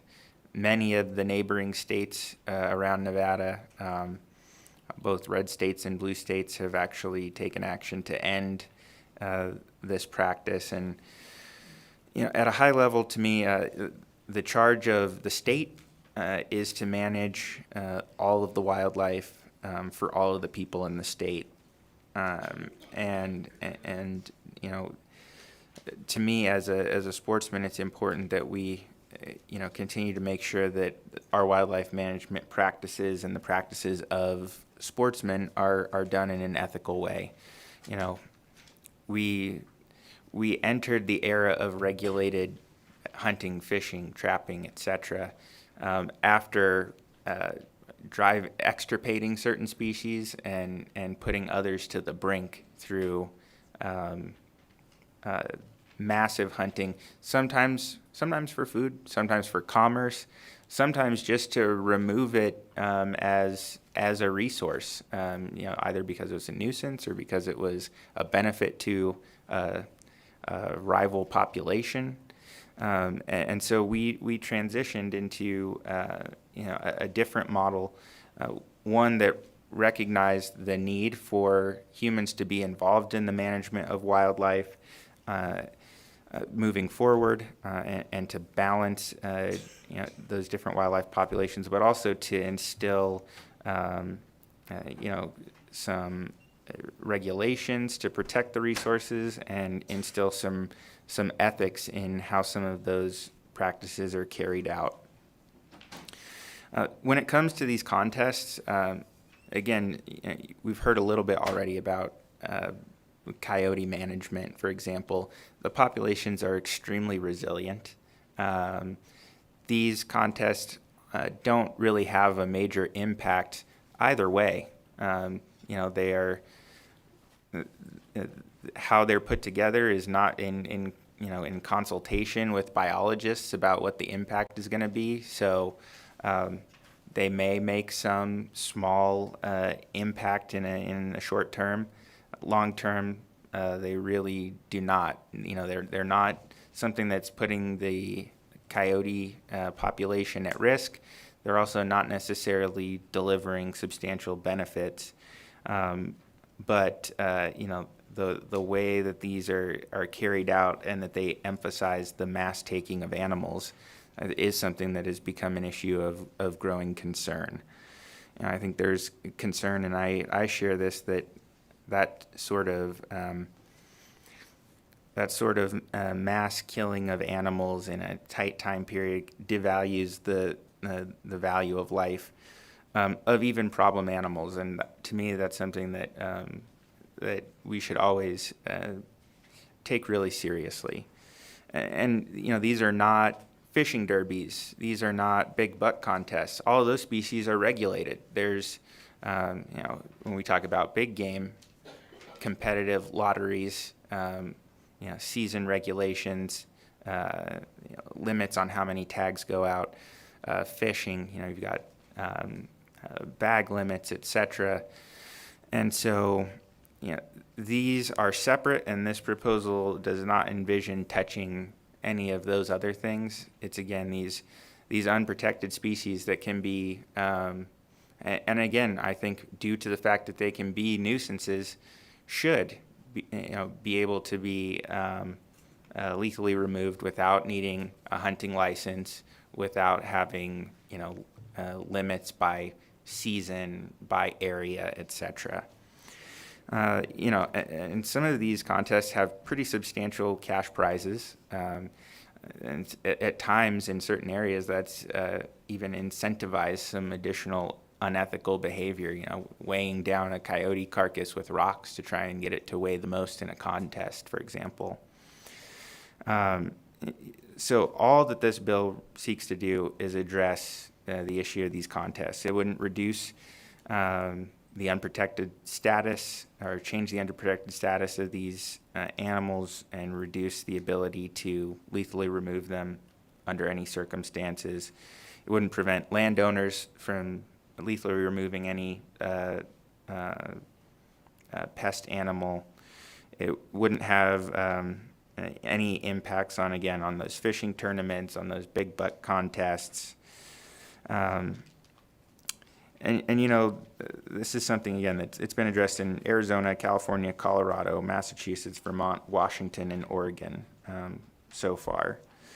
And this issue came before our Wildlife Commission recently. It failed on a 5-4 vote, so it was a very contentious issue. And I felt that it was one that was appropriate to bring to the legislature for additional consideration. And I think the fact that you had that board, which includes a majority of sportsmen, fall on opposite sides of the issue, shows you how contested it is, and that there are many sportsmen who feel that these type of contests aren't aligned with the hunting that we normally do, and frankly can provide a negative image of most of the sporting activities that most sportsmen conduct within this state. When this came up, the former director of the Department of Wildlife, Tony Wasley, said, "Killing contests are ethically upsetting for most members of society. Hunting should not be a competition, as such behavior ultimately degrades the value of life and undermines respect for the animals being hunted." It also said, "The North American model we often prop up as the anchor of modern wildlife management disapproves of, quote, frivolous killing." In former Director Wasley's ethics as a hunter, I hope to defend a deeper and more profound sense of hunting than what I fear coyote contests say to the general public about hunters and ethics. Hunters need to be conscious of the public image we protect and the way in which the public perceives us. And that's a sentiment that I share, and is why I brought the bill forward. You know, it's a difficult conversation. It's not meant to spur a regional divide. You know, and again, I've heard from folks all over the state in urban and rural areas on both sides of this issue. Ultimately, I do think that we've continued to, as new technologies have come about, as time has moved on, we've consistently made modifications to the ways that we hunt, fish, etc. Put limits on the things that we can do. And you know, one of the things you'll hear about is kind of the if it doesn't make a difference, why not allow it? And again, I think that there's a robust history within the sporting community of acknowledging that just because we can do something doesn't mean that we should, and that preserving some of the ethics, such as fair chase of pursued animals, of wanton waste. So, you know, again, unprotected animals are not subject to that. So you don't have to harvest a pelt. You don't have to harvest any meat, and you wouldn't off of a predator. So really, ultimately, it's just the removal of that animal from the landscape. You know, studies have shown that, again, if you haven't done the legwork and the science in advance, these contests and mass removals can have minor impact, no impact. They can even actually increase predator populations and incursions by destabilizing the predator community in the area. So that's why I brought Assembly Bill 102 forward. I'll walk you very quickly through the bill. Section 1 would add new provisions that say that a person shall not organize, sponsor, promote, conduct, or participate in any contest, tournament, derby, or other type of competition in which a covered animal is taken for prizes or any other form of inducement. The covered animals is what's addressed in the conceptual amendment, and we're just trying to make sure that all the different unprotected species are covered. So in addition to those that were already listed, it adds badger, crow, raccoon, ring-tailed cat. You know, we also wanted to make extremely clear that the provisions of this do not prohibit competitive field trials for hunting dogs or for falconry, and under no circumstances prevent a landowner from taking any of these animals as long as it is not in a contest format. In Section 2, it provides that for organizing, sponsoring, promoting, or conducting any of these competitions, the person is liable for a civil penalty. And the next subsection denotes a lesser civil penalty for anyone who participates in such a contest. So, you know, again, in closing, we're gonna hear a lot about this issue. I've heard from many folks about it, and you know, again, completely understand the value that that predator management has. Understand the necessity to be able to remove some of these nuisance animals when needed, and you know, also appreciate you know, the bond that comes from getting people together and trying to do something for the benefit of wildlife or for the benefit of livestock. Ultimately, I do think that these contests miss the mark and you know, open the door to a negative perception of sportsmen across the community, and you know, the same urban areas that have struggled with you know, predator incursions on the urban wildlife interface, Clark County, City of Reno, have also passed resolutions asking for an end to this practice. So with that, I thank you for your time and attention, and I'm glad to answer any questions that you have. Before we go to questions, you mentioned the North American model. Can you talk about, as a hunter yourself, what those tenets mean to you? Thank you. Howard Watts for the record. I guess I'll step back even further. So, you know, again, I provided a little bit of broad brush history about what happened before we enacted a kind of wildlife management model in this country, and you know, hunting certain species to extinction or to the brink of extinction. And you know, what the North American model recognized was that humans can dramatically impact wildlife, that we have a responsibility to manage them, that sportsmen are a part of that management, that you know, we need to really be guided by science, and then again, really started to put in some ethics, things such as fair chase, giving animals that we're pursuing a decent chance, making sure that if we are harvesting an animal, that it's for a point, for a purpose, you know, that we are putting meat in the freezer, that you're collecting pelt that can be put to use, or in the case of predator management, that you're removing an actual problem animal from the landscape.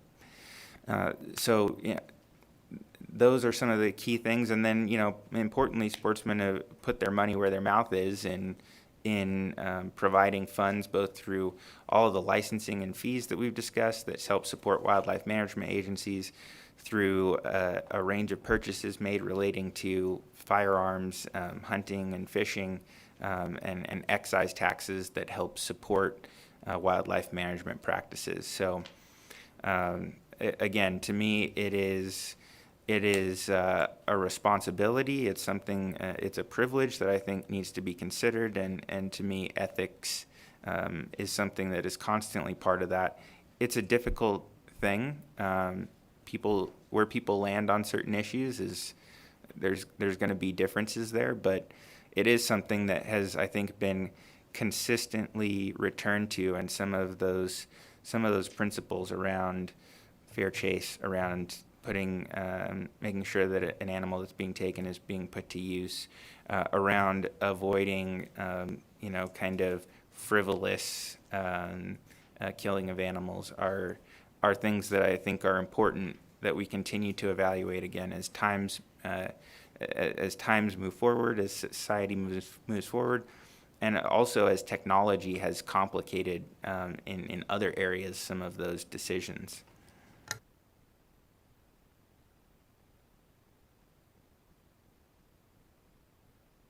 Okay, I have a question from Assemblywoman Anderson. Thank you. Thank you, Chair, and thank you for bringing forward this language. I know it has not been a difficult road, but thank you so much for opening the conversation. You had mentioned that sometimes these contests have actually increased other activities from the coyotes, I believe, in particular when it has to do with possibly the killing of the adults, so then the young are unable to learn to hunt properly. Could you expand upon that a little bit, if possible? I realize it's not in the language, but just wanted to hear a little bit more about that issue, if possible.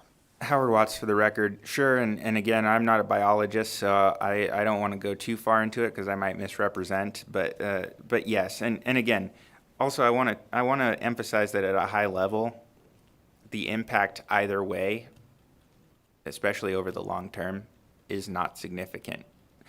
Populations are extremely resilient. We have coyotes across the entire United States, so they rebound very well. But they do have pack structures, and when those pack structures get destabilized, something that can potentially happen is that there are animals that actually get more bold in order to try and provide for their young or et cetera. So those are some of the kind of dynamics that can pop up. But again, I think it's difficult to speak in generalities about that. Sometimes it may have a short-term impact that is beneficial. Sometimes it may have an impact that is negative.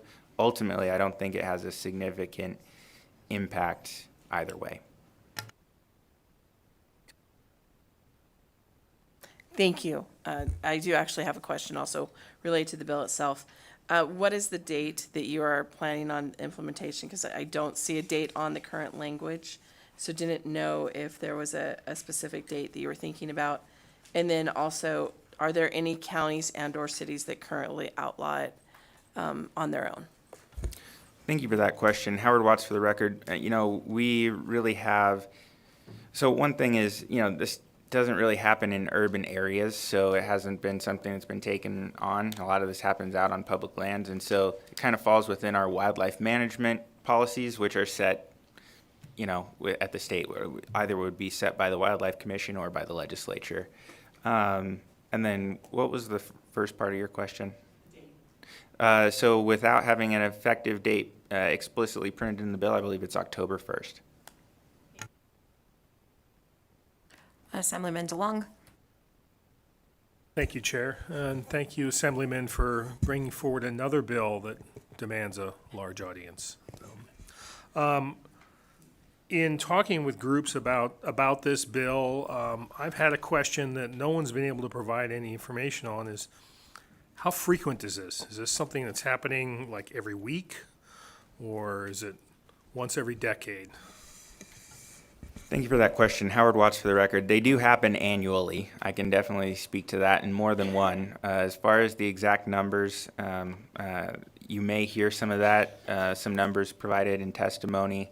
One of the things that I will say is this is an activity that is completely unregulated. The species are unprotected, so no license is needed. There's nobody that has to be informed that these things are going on or what the outcomes of them are. So it makes it actually, I think, a little bit more difficult to state exactly how many there are, how many animals are being taken. Quick follow-up on that.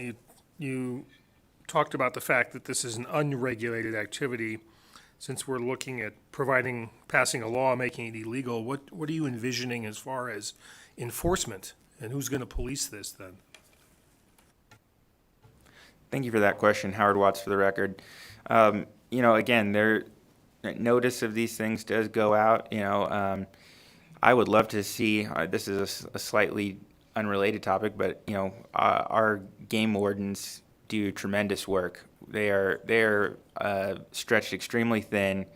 The amount of square miles that each game enforcement officer or wildlife enforcement officer has to cover in this state, it's a little bit mind-boggling. However, I would say, it would function on tips and other things, and they do incredible work. I think we had the presentation here. I mean, again, thinking about those numbers, it's incredible to me that we ever catch a poacher, but we do. Unfortunately, it's something that happens, and it gets discovered and it gets caught. And so, I do think that there is an existing framework where our enforcement, if this is on the books, and they find out about it through any sort of tips or information kind of floating around, would be able to go out there and address it.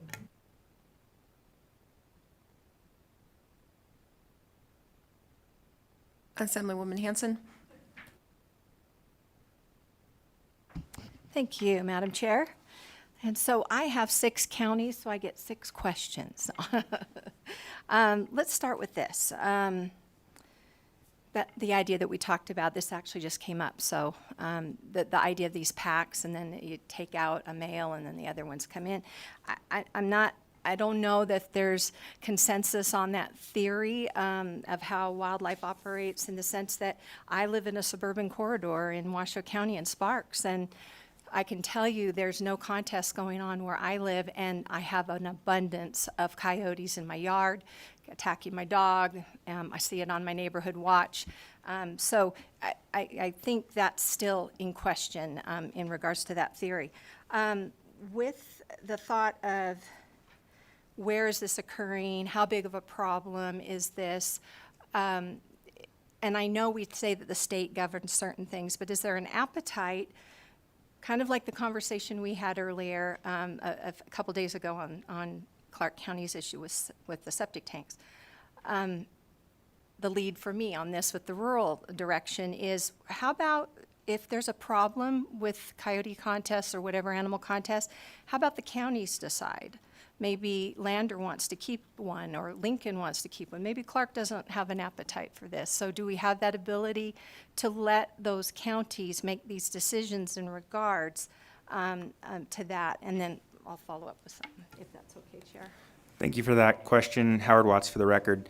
So 2 things. First of all, back to the issue of those suburban incidents. And again, unfortunately, we have a whole variety of things. When we specifically talk about coyotes, anyone who's seen coyote scat knows they'll eat anything. And so any urban footprint is filled with food, pets, trash, everything.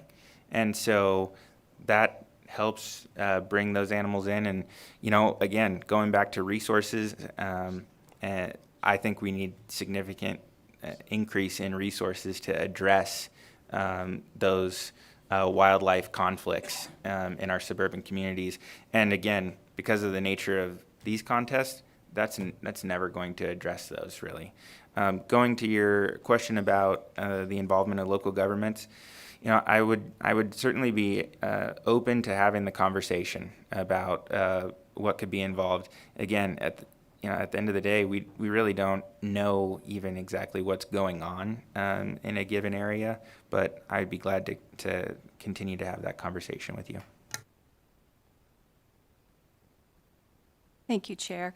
And thank you for that. I appreciate you're always willing to, further discussion, and that does not go unnoticed.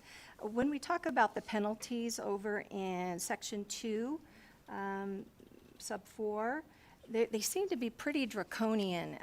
We look at, if you organize one, there's a penalty of $5,000, not more than $30,000, and then if you participate, $50 to $1,000.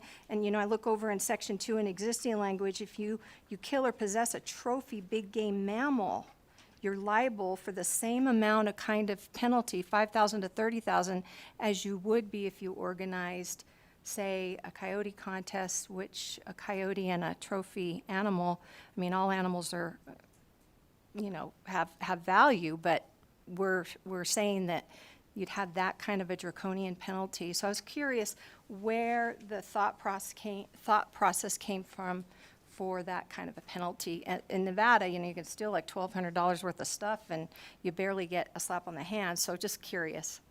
Thank you for that question, Assemblywoman. Howard Watts for the record. Great question, and I'm glad that you noted the existing language in that section. So,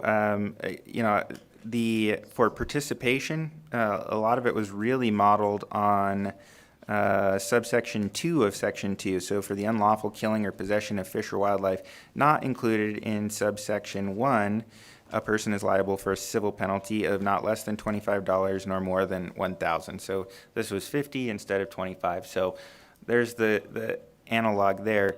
Again, to me, in my mind, there is a differentiation between someone who, if this were to be put into effect, who sees a notice and goes out to participate, and somebody who is involved in putting the event together. The hope is that, folks should be pretty aware that this is not something that would be allowed going forward. And so if they're doing that in essentially in defiance of the law, that's a more substantial violation. Putting together the prizes, pulling everybody together in to participate. And so that's why it actually mirrors the penalties in section 2, sub 1A, related to essentially poaching a trophy big game animal. And then along those lines, has there been any thought to what happens to the purse? Howard Watts for the record. No, again, the hope is that if this were to come to pass, these won't be happening. Okay, thanks. Assemblyman Yurick. Thank you, Chair. Thank you again for filling my inbox. We use the word ethics, right? And I just looked it up, and it says moral principles that govern a person's behavior.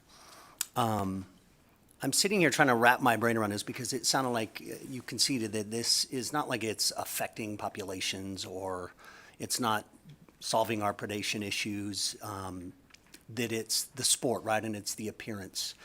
And as a legislator, I'm looking to identify policies and promote policies that are solving problems, and it doesn't look like this is necessarily solving a problem. And I guess I'm kind of making a statement, I'm looking for a response that can help me understand this a little bit better.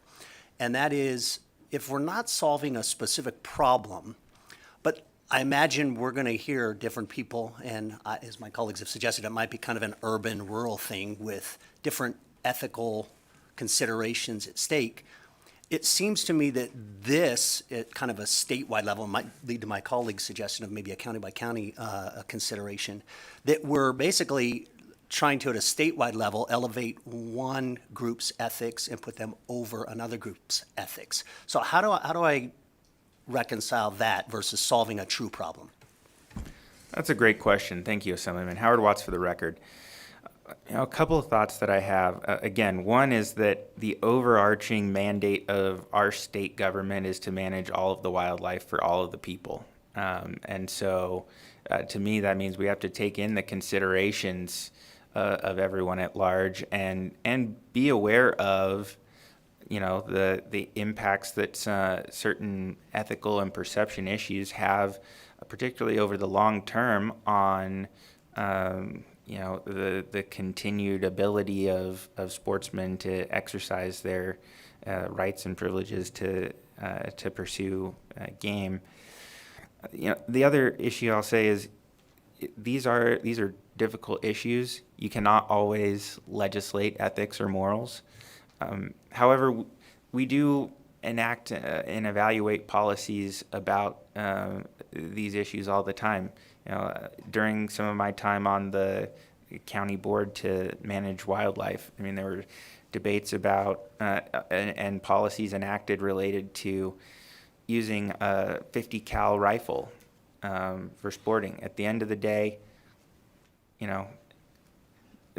questions were raised about certain things like fair chase, or does the impact of that impact the ability to harvest things? And again, answering some of those more specific questions about is it a problem can be tricky, but there were decisions that were made around, okay, there's still some ethical considerations that probably need to be addressed.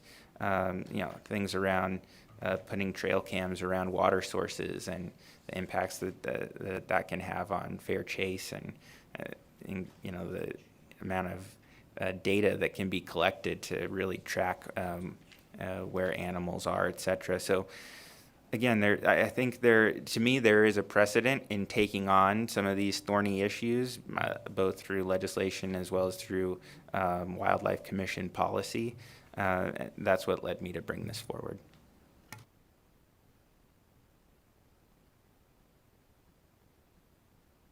Assemblyman Kerr. Thank you, Chair. You know where I stand on this, Assemblyman, but you bring up the word fair chase a lot in your conversation. What about a coyote calling contest is not fair chase in your mind? Or define fair chase in this regard for me, please. Thank you for that question. Howard Watts for the record. Fair chase to me it's a critical ethical consideration, and so I wanted to just bring up some of the overarching principles. I think there are, in some of the ways that coyotes are lured or baited in, that could be debatable. But again, ultimately, I think it is the bigger issue for me is that that piece from kind of the position about the North American model and frivolous killing. And that is one of the key issues that comes up for me in relation to this. Because again, I understand that if there's a problem animal, you want to be able to get it out there and get rid of it. And so I think it's really some of the other dynamics that come into play when a contest has been put together that make it more of an issue from my perspective. Thank you.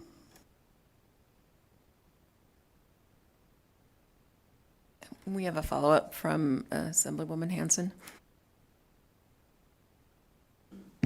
Thank you, Madam Chair, for that. I needed some clarifying on Section 1, Sub 1, about inducement. A person shall not organize, sponsor, promote, conduct, or participate in any contest, tournament, derby, or any other type of competition in which a covered animal is taken for prizes or any form of inducement. So how about 3 or 4 guys, gals go out in the truck and they're going to go out and call in some coyotes just on their own, and they say, hey, I bet you $20 I can get 3, and whoever gets more. Does that qualify as an inducement? And then follow up to that is we have a record book it's kind of a big deal when you have a big game animal that might qualify for the Nevada Wildlife Record Book. Is being in the record book, is that an inducement to take a trophy animal? Thank you for that question, Assemblywoman Howard Watts for the record. I'll answer your questions in reverse order. Again, first of all, with the definitions of covered animals, let's make sure it doesn't impact any sort of big game, any sort of fishing, any of those records, any of those types of contests or derbies. And again, those species are all pursued in a much more regulated framework, which is one of the considerations with the policy. As far as the other form of inducement, again, I'll certainly say that is not the intent, and if anyone would like to work with me on the language to clarify that intent, that that's not what we're envisioning. There are organized, promoted contests with significant thousands of dollar prizes that are going on, and that is really what we're attempting to address. And I think the other form of inducement was an initial attempt to try and button this up, because sometimes when you put some of these policies in place, people want to try and wordsmith to find a loophole to get around it, and we wanted to make sure that doesn't happen. But again, the scenario that you discussed is not what is intended to be impacted by the bill. Thank you. And those contests have people coming sometimes from out of state, correct? Yes, frequently from out of state. Howard Watts for the record. Okay, Assemblywoman LaRue Hatch. Thank you, Chair, and thank you for another round of many, many questions, which I'm about to add to. So, as I think the committee knows, I grew up on a ranch in rural Nevada, and my family did not participate in these contests for many of the principles and ethical reasons that I think you spoke to. But we did have coyotes attacking our herds, right? And we did manage that problem, and there were times when we invited friends out to manage that problem. So I just want to make clear on the record, that would still be allowed under this bill, is that correct? Thank you very much for the question. Howard Watts for the record. Yes, that is correct. I wanted to make sure that we added that section around the landowner's ability to do whatever they need to do on their property. And yeah, if you want to, again, it's really, I think you'll hear a little bit about this. I mean, the way some of these have gotten, again, to where they're promoted, where people are coming in from out of state, where there are extremely large cash prizes, that's really, and that's what we're going after. And again, those types of incentives and structures have sometimes led to some behavior that I think is less than savory. And to me, that's separate than saying, hey, you know what, we got a coyote problem on our property. Can you come over? We'll have dinner. We'll go spend a day or two out in the field. So that's not the intent of what this bill is trying to go after. Thank you. And Chair, may I ask my next thank you? So I think you have said this a couple of times, but I just would like to really drill down into why were these specific animals chosen, especially I know you added some. So what was that process that led us to this list? Thank you. Howard Watts for the record. So coyote contests are the ones that have gotten the most attention, and I think are kind of by far the number one. But I think there have been contests for other species, and so we kind of wanted to make it comprehensive and also, again, tie it to that unprotected. And again, I totally see the need for the unprotected status because these can all present problems and need to be removed, taken, killed, whatever word you wish to use, without having to get a hunting license, without being subject to additional regulations, but wanted to avoid a scenario where in any case there is a huge promoted contest going on to go out in an area and rack up a pile of animal carcasses. And I just have one last, if I may, Chair. My last one is just, you mentioned that there are states, red and blue, that have banned these. Do you happen to have that list of states? I certainly do. Howard Watts for the record. So, in and around us, Arizona, California, Colorado, New Mexico, and Washington. I think I said Oregon, but that was from another part of my remarks, so I misstated that before. So Arizona, California, Colorado, New Mexico, and Washington. And then in addition, Maryland, Massachusetts, and Vermont.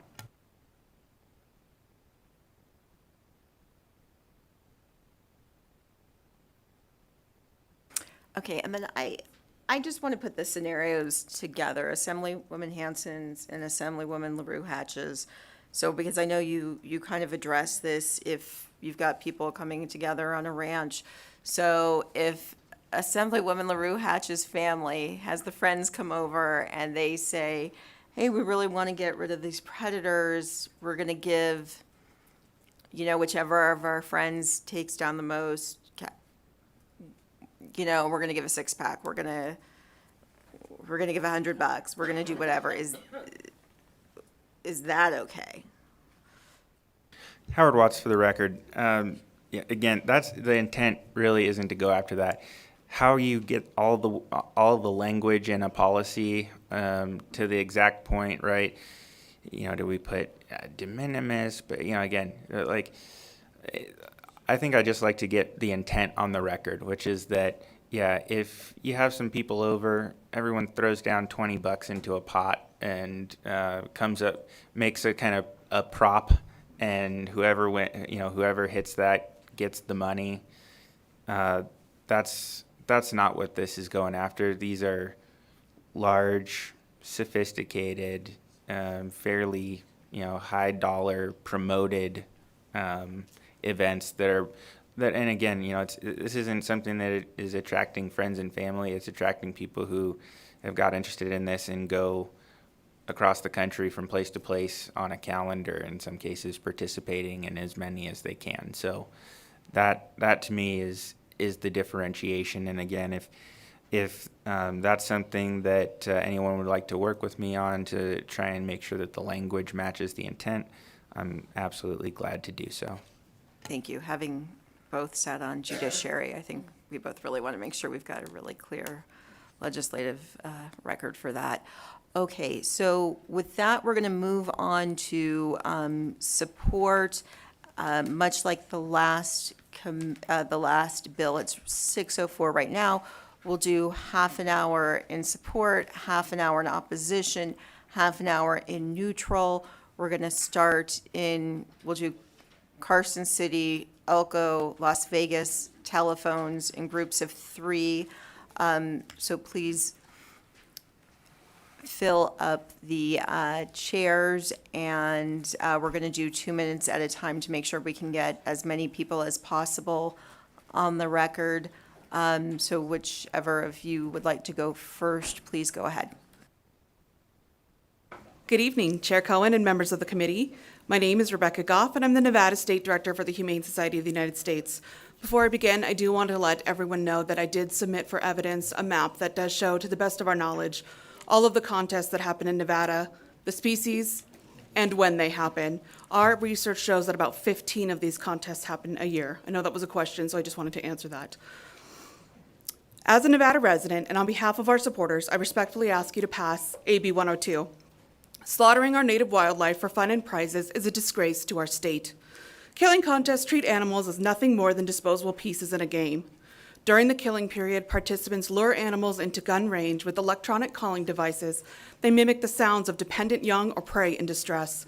They shoot them with assault-style rifles fitted with night vision and thermal imaging scopes, driving around shooting as many animals as they see. These tactics violate the traditional hunting ethic of fair chase. My organization has gone undercover in 14 contests in 9 states, documenting participants' utter disrespect for the animals killed. Investigators witnessed competitors dragging coyote bodies across blood-soaked grounds, cutting slits in their legs to hang them upside down on a scale for weighing. They haphazardly throw the animals into piles, line them up to take photos next to the bloody bodies. These animals are ripped apart by bullets, rendering even their pelts useless for sale. Participants have talked about how they have an itch to kill, and they enjoy the thrill of the kill. Wildlife belongs to all citizens, not just the tiny percentage of people who mass kill the public's wildlife for private gain. The Association of Fish and Wildlife Agencies and the Wildlife Management Institute have recently noted public attitudes about wildlife, they're shifting substantially, especially in Western states, away from the traditional view, which believes that wildlife should be managed for human benefit, and toward the view that we should coexist with wildlife. Just 3.4% of Nevadans are licensed hunters, and of that, only a small percentage participate in these killing contests. The best available science debunks the claims that killing contests serve any legitimate Sorry, we're at wildlife. 2 minutes, if you can wrap up and please. Perfect. You can, if you've got written testimony, you can submit that. Awesome. Yeah, so we urge your support with this in mind of AB 102, and I do have a written form I can submit. Thank you. Okay. Good afternoon, Madam Chair, Cohen, and members of the committee. I'm Naomi Dewar. I'm a Reno City Councilwoman, and I'm here to support AB 102. Of note, I'm also the chair of the Washoe County Animal Advisory Board, although they have not taken a position on this bill. About 7 months ago, in support of the work by the Wildlife Commission and in anticipation of a possible bill here, the Reno City Council passed a resolution in support of a ban on wildlife killing contests. We've submitted that resolution electronically, and I have a hard copy here today. We want to thank Assemblyman Watts and Senator Scheibel for bringing that bill. Why does the city of Reno care about this issue? The city is part of a diverse ecosystem that includes a wide variety of wildlife, especially in the urban wildland interface. This ecosystem plays an integral role in maintaining biodiversity, and the ecosystem includes coyotes and other wildlife as listed in the bill. The City of Reno recognizes the importance of this ecosystem in the city's master plan, which promotes the protection and conservation of wildlife habitats. Many Reno residents engage in legal hunting. Hunters have a code of ethics which includes the use of animals for food, protecting property, and managing wildlife. This does not include wanton killing. However, some organizations host contests to take out wildlife for pleasure. The largest, the most, the highest weight. These contests are often organized right on the border of the city and the county. These events do not align with the traditional tenets of wildlife management and sportsmanship. In fact, sometimes the extreme taking can actually induce or spur reproduction of the animals to fill in the gaps. It should be noted that this bill would not impact, it's been discussed here, the taking of individual animals on a site-specific basis. This is focused on contests.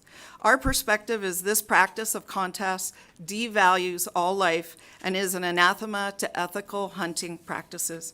The city's residents represent about 8% of Nevada's population, I'll wrap up, and about 55% of the population of Washoe County. We put a great deal of thought and deliberation into our resolution, and I've already submitted it. So on behalf of the City of Reno, I urge you to pass this bill, AB 102, and have Nevada join the numerous states around us in banning these contests. Thanks so much for considering my testimony. Thank you, Chair and Assembly members. Denny French, Carson City, Nevada. I'd like to put my support to AB 102. I'd like to ditto on both the prior speakers and Assembly Member Watts. I appreciate the information. I've learned so much in this process. I'll put in my bit. In my service, I qualified with an M16 A1 rifle. I qualified expert. I understand hunting, one bullet can take them down if you're considerate about the location. I'm not into contest hunting. I don't consider that hunting at all. It's just massacre. And I wish to say that it doesn't help my idea or consideration towards hunting in general. And as an individual that doesn't hunt, I don't think it doesn't have an impact. It has a big impact on a person like me. I understand the need to hunt. I've known people that have hunted for their meals, for the pelts, and for their livelihoods, and I appreciate that and respect it. This bill, I think, will put a good perspective on the need to take care of and to regulate and to take care of the issues that you have with overabundance of one species over another. I appreciate this bill and would appreciate your consideration on voting for it. Thank you very much. Thank you. With that, if anyone in Elko, raise your hand. Okay, seeing none, we're going to go to Las Vegas. Any of the three of you, just go ahead. Whichever of you prefers, please start. Hello, I'm John Hyatt in Las Vegas, and I'm here to speak in support of AB 102. I think coyote killing contests or other wildlife killing contests are really contrary to any kind of reasonable hunter ethics. And I would note that the proportion of the population involved in hunting has continued to fall over the past half century. And coyote killing contests do nothing to actually say to the public that hunters are responsible, ethical people, and this is really, and contests really are an example of wanton killing, and they're not really helpful at all to those people who consider themselves ethical hunters. So again, I would just ask you to vote in favor of AB 102. Thank you. Thank you, Chair Cohen and members of the committee. My name is Nick Christensen, Christenson, again for the record, a volunteer member of the Sierra Club's Nevada Legislative Committee. And on behalf of the club and our members and supporters statewide, I'm speaking in support of AB 102. AB 102 would address wildlife killing contests that take place throughout the state. I come from a family of hunters. These contests are not what my family participated in for enjoyment and for food when I was growing up. These are organized events where animals are killed only for the sake of killing them, with no intent to use them for food, fur, or any other productive purpose. Prize money is awarded to those participants who simply kill the most or the biggest or the smallest or whatever on Nevada lands. The Nevada Department of Wildlife agrees that they serve no useful wildlife management purpose, as they are ineffective in controlling predator populations. They do nothing to increase population of game species such as deer, and they do not reduce conflicts with livestock. I know there are many sportsmen who oppose these contests. These contests are a waste. I like the term made by Assemblyman Watts, calling them frivolous killing, and they give Nevada and our ethical hunters a black eye. Thank you for supporting an end to Nevada wildlife killing contests by supporting AB 102.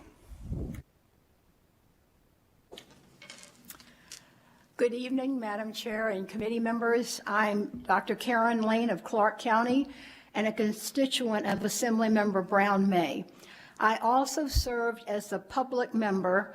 That's in that instance, I am not a non-hunter, if you will. So the public member on the Wildlife Commission, the first two times this issue was heard before the commission, and the only commissioner to vote for the proposal to ban wildlife killing contests both times.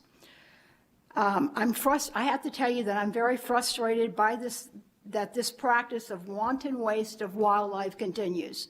I've seen too many photos of truckloads of dead coyotes, or even worse, carcasses littering the desert. Wildlife habitat is being threatened by land development, by climate change, wildfires, and most importantly, decreasing water supplies associated with climate change. This wanton waste of wildlife is an outdated activity that is unpopular with the majority of Nevada's population. Please do what the Wildlife Commission refused to do and pass this legislation.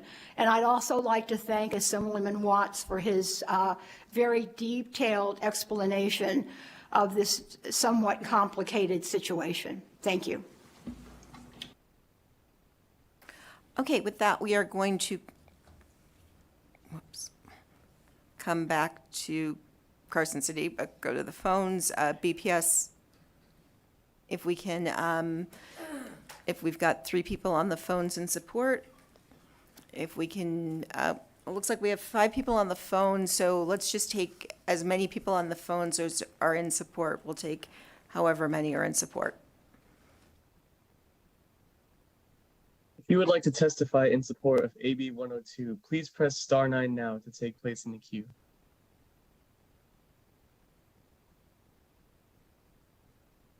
Chair, there are no callers wishing to testify in support. Thank you. Okay, so we'll go back to Carson City. Meanwhile, if there is anyone else in support in Las Vegas, go ahead and fill in the chairs, and please go ahead. Thank you, Madam Chair, members of the committee. Warren Hardy, today representing the Humane Society of the United States. I want to thank Assemblyman Watts for this legislation. I also want to thank the committee for the thoughtful questions that were asked. Many of you know that I spent a lot of years in this building as a legislator, and very proud of the fact that I always had very, very high rankings with sportsmen's groups and First and Second Amendment groups. The concept and the notion of hunting is a proud tradition in Nevada, and I've always supported ethical hunting. I'm not a hunter myself, but I recognize the passion of those who are. This legislation is very, very narrowly crafted to outlaw one very specific activity that I, as a supporter of these activities, consider problematic. I think there was a very good question by the committee regarding the ethics. And when my client first let me know that they wanted to support this legislation, I tried to recall all the conversations I had about ethical hunting as a legislator. And I went back and looked up ethical hunting across the board. And it varied a lot, what different groups and organizations considered ethical hunting, but there were at least 2 things that consistently appeared in the definition for every organization and group, sportsmen's groups and otherwise. That was fair chase and utilizing the animal that you harvest. I struggle with the concept of coyote killing contests and wildlife killing contests, and I want to say that's really what this is about, wildlife killing contests. I know the most prevalent are coyote, but please look at the other species that are involved. I really struggle with that notion that fair chase is not involved. In Nevada, we don't even allow baiting for big game. We don't permit baiting for big game, yet we use artificial methods to call these animals in so we can frivolously kill them. That violates the very nature of ethical hunting. The second And we're part. over 2 minutes, if you can wrap up and submit your ma'am. testimony in writing. Yes, so the second part with regard to utilizing the harvest, those two things are violated by every definition, so I would encourage the committee to support this. Thank you, Madam Chair. Good evening now, Madam Chair and the members of the committee. I'm B.B. Adams, and I'm representing Friends of Nevada Wildlife. And we, of course, support Mr. Watts's sponsorship of AB 102. We have had many, we've met with every member of the committee, and we've had some wonderful discussions, even with people we don't always have the same viewpoint of. But we've also been painted as an extremist group in a recent wildlife publication. So I just wanted to bring it out. I think we've all had very thoughtful, respectful, wonderful conversations, and hopefully they've been informative as well. I don't want to repeat everything else you've heard. I just pretty much want to say ditto, but I do want to say this cannot be stressed enough. This does not address regulated hunts. It does not outlaw killing of predators on wild land or stop farmers or ranchers from protecting their animals or their livestock. It does stop contests that pay out prize money for indiscriminately killing Nevada's wildlife on our public lands for prize money. Thank you for your time today and for your many, many meetings for the last several weeks. You've had a lot of information to read and to listen to, and we really appreciate your time on this. And we ask for your support on 102. Thank you. Thank you, Madam Chair, members of the committee. Patrick Donnelly with the Center for Biological Diversity. I want to thank Assemblyman Watts for sponsoring this important legislation. This has been a long simmering issue, and we're hoping it can be brought to resolution this session. You know, this bill is not about predator management. As I said earlier, I would love to debate predator management. You know, we have some issues with predator management, but that's not what this bill is about.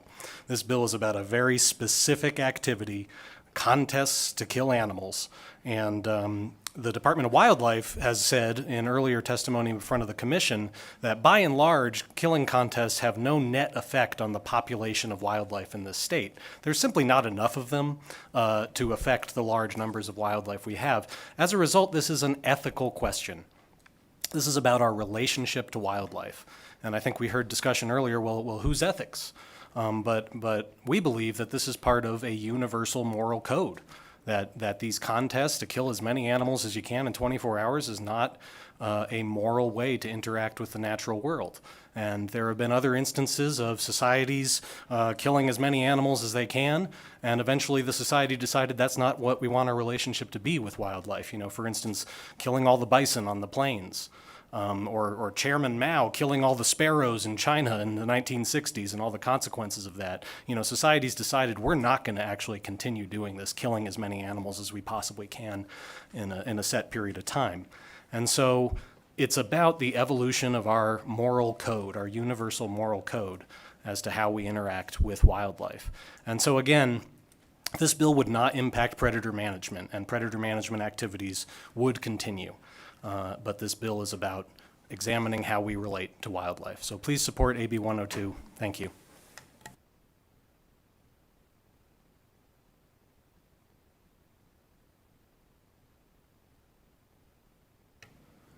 Okay, thank you. I didn't know how that worked. My name is Jeff Carlton, Carlton, and I'm on my church's legislative committee. And I'm speaking in support of this bill. Most of, our concerns have been said, so there's not a whole lot to say, except one of our moral tenets is the respect for the interdependent web of all existence of which we are part. And that brings my whole denomination in support of this bill. Thank you. Thank you. Okay, seeing no one else in support in any of our locations, we're going to move to opposition. It is 6:23 on my phone. So we're going to do the three. Well, we'll probably just do the phones. I think there's probably 5 people on the phone, so we'll probably do the phones all at once, but for people, we'll do 3 and 3. So whichever of the 3 of you, I didn't see who got there first, so.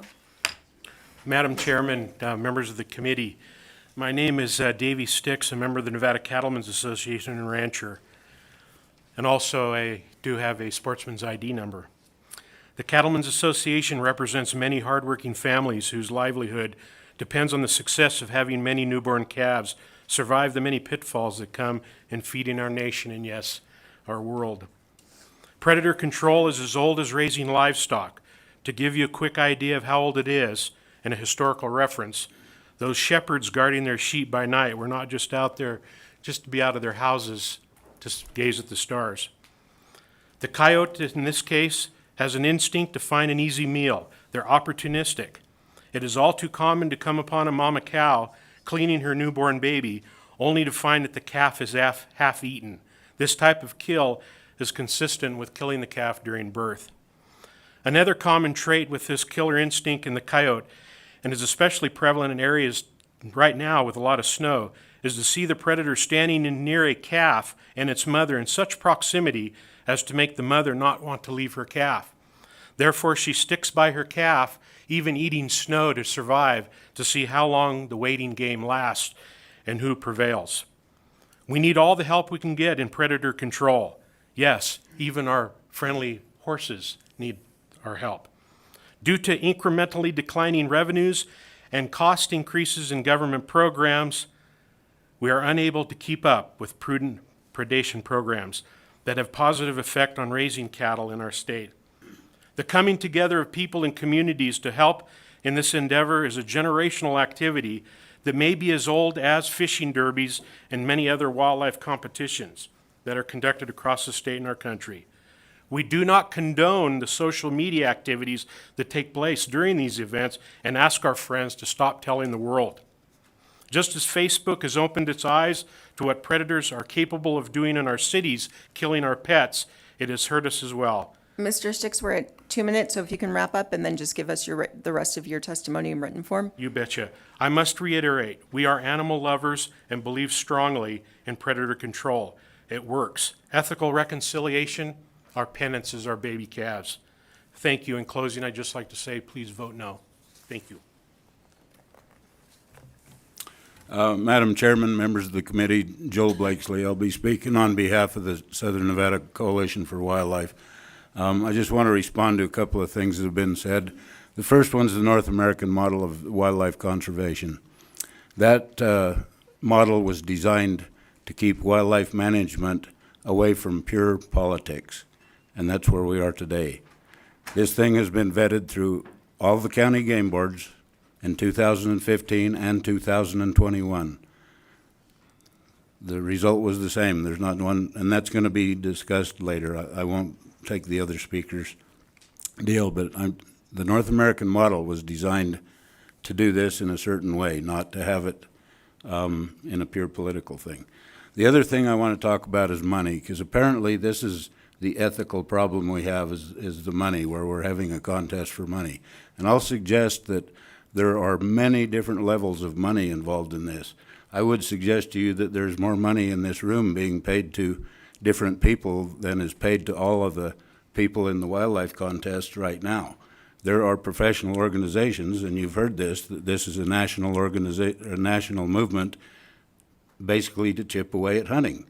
Just go on the websites and you can see that this is their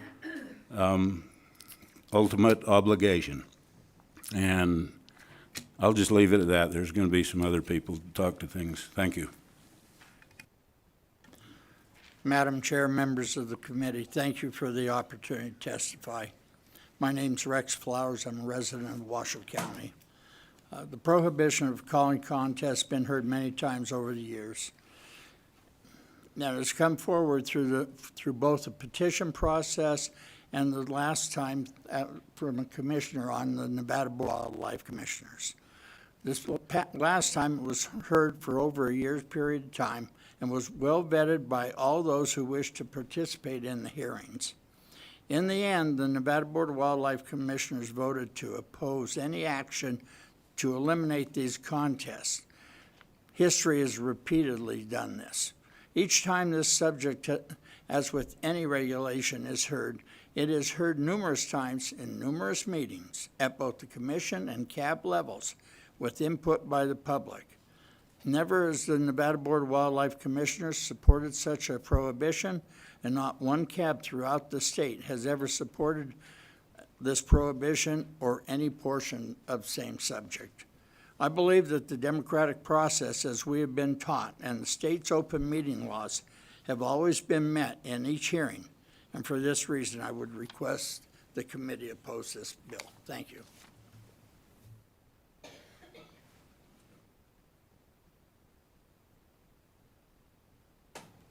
Okay, sorry, I lost count. Okay, so let's go to Elko as, if there are gonna be three of you speaking, three of you can speak. If not, if there's just gonna be one person, just go ahead and let us know. But please go ahead.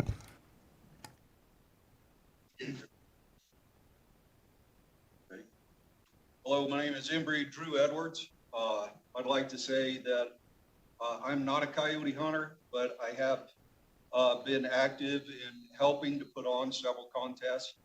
And I'd like to bring up the question of ethics and say that in a coyote contest, it creates revenue for the area. We love coyotes. We love the animal. We have huge respect for it. And we have proven that by we mount them and we put them in our home, we put them on our walls. And then I'd like to compare what the alternative is. The alternative is government trappers and government killers in airplanes and helicopters who kill sometimes hundreds in a day. And they sit on the ground and they rot. In our contest, we donate our coyotes to the area critter getter, the guy that takes care of pests and things like that. He skins every coyote and he sells those skins. They are not wasted.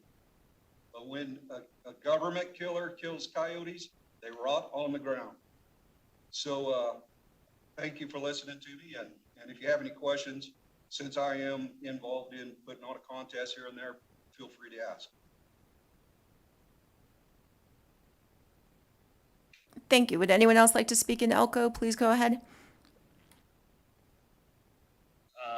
Thank you, Madam Chairman and committee members. My name is Lance Stitzel. I'm the president of the Nevada Trappers Association, an avid outdoorsman, predator caller, and then we have a lot of them in this room today. We range from trappers, hunters, predator callers, houndsmen, and everybody in this room is opposed to AB 102, and we're asking you to oppose it as well. Thank you. Thank you. Would anyone else like to speak in Elko? I'm sorry, I'm getting a close-up view. Go ahead, please go ahead, sir, with your hand raised. I will. My name is Pace Saxton. I'm an avid hunter, outdoorsman. Recently, last year, I was hired as predator control for one of the bigger ranches in the state of Nevada. I have some very graphic videos, photos of what a coyote can do to a sheep population or herd, lambs in particular. I got videos of coyotes tearing the guts out of does. I think there again, also, I don't think we need to eradicate the coyote. I don't think there's any chance that we could eradicate the coyote if we wanted to. The numbers are overwhelming. So I oppose, and I think any way and means necessary that we can to control the coyote population is necessary. Thank you. Thank you. And just so I know, when we come through go around again, I don't have a wide shot of Elko right now, but if you could let me know if there's anyone else who's going to want to speak, just let me know. No, that should be- Okay. should be it. No one else? Okay, thank you. So with that, we will go to Las Vegas and just please go ahead in Las Vegas. Yes, my name is Robert Bench. I'm a Nevada resident, was born in Fallon, lived my whole life. One of my points that I want to bring up is that we support as a state catch and release of fish, where they torment fish, catch them, hook, and let them go that they don't use at all, and that's ethical. But these that we're using, the coyote, that we're reducing the population of coyotes, somehow is not ethical. I was a commercial reptile collector for 34 years in this state until they outlawed it. One of the things is with the use of this, we're putting 100% of our effort into reducing the coyote population and to protect the wildlife and the people and the pets of the state of Nevada. We're not putting part of it on anything like was talking before, where they're taking trips with the money that they're getting from the $3 from or getting file cabinets. All the money's going right to reducing the coyotes that we're having the problem with. And we're doing it for other wildlife. The sportsmen are doing it for the big game. We're doing it for like the desert tortoises that aren't getting the $3 for them. And if those coyotes can chase Sir, down we're not and catch talking all about this, the $3 bill. We're talking about the coyote, I'm the one that's talking contest. about. I'm saying that we're putting our 2 cents worth in by doing these contests to reduce these coyote populations. That's what my point is. That we're doing it for the desert tortoise that's out there that can't outrun a coyote on a thing, that they're just fair game all day long to eat all the desert tortoises that they want, that we're reducing from. The sportsmen aren't backing it because the sportsmen don't want to be the next one in line that are going to be taken off on saying that we're going to do away with you because it doesn't look good what you're doing. We have a population problem is what we have, and we can't reduce the population. We have to reduce the other thing in regards to the overpopulation that we're bringing into this state. That if it's too much, what you need to do is regulate. I keep hearing that it's a problem that it's not regulated. If it's the problem, not regulated. Make sure that they're not doing this in a fashion that is so overwhelming that we can't control. And sir, we're over 2 minutes, so if you can wrap up and you can provide us any written testimony you'd like us to have. I think that would be just about all I'd need to say for it, if you had any questions for me. Thank you. The next person can go ahead. Yeah, my name is Dave Stowwater. I'm a trapper. I'm representing basically myself. I've trapped southern Nevada for over 45 years, and I've caught many coyotes with mange. This year I caught my first gray fox with mange. And to make a long story short, we need all the help we can to manage our wildlife. And the little contest was nothing but helping us. You just use common sense. When I see a deer or bighorn sheep, elk, rabbit, quail, chucker, I smile, knowing that I helped save them. Just use common sense, and I oppose this bill. Thank you much. Thank you, sir. Next person in Las Vegas, please.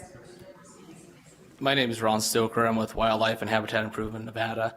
I spend a lot of my time protecting wildlife, hip deep in the marshes, cutting bulrush down, pulling pipes up hills, blowing out my knees, and blisters on my hands after a long day's work. My hands are often dirty, but they're not dirty with the blood of coyotes, because that's not something I'm into. But every coyote we take off the landscape opens up the opportunity for another deer to live. And I know there's disputes on that or not on that, but I love the coyotes as much as I love the mule deer. And a lot of my projects with my group is taking those coyotes off the landscape, and that's something I have to pay for. And if I've got a group of free citizens willing to go out there and do that as an activity for a little cash reward, that's one less thing I have to do. And I wish I could pay for them.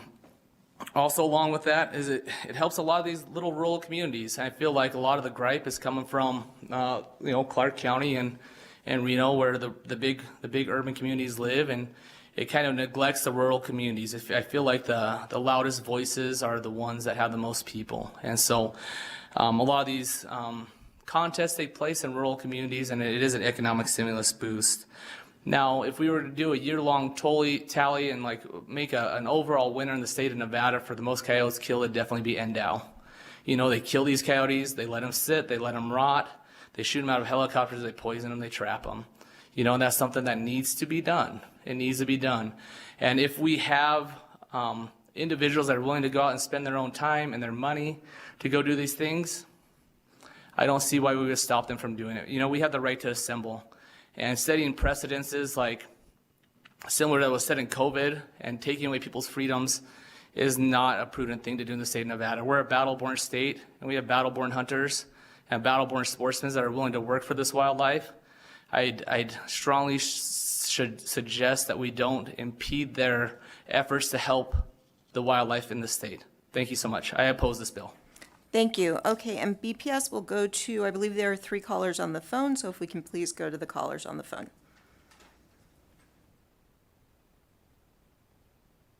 If you would like to testify in opposition to AB 102, please press *9 now to take your place in the queue.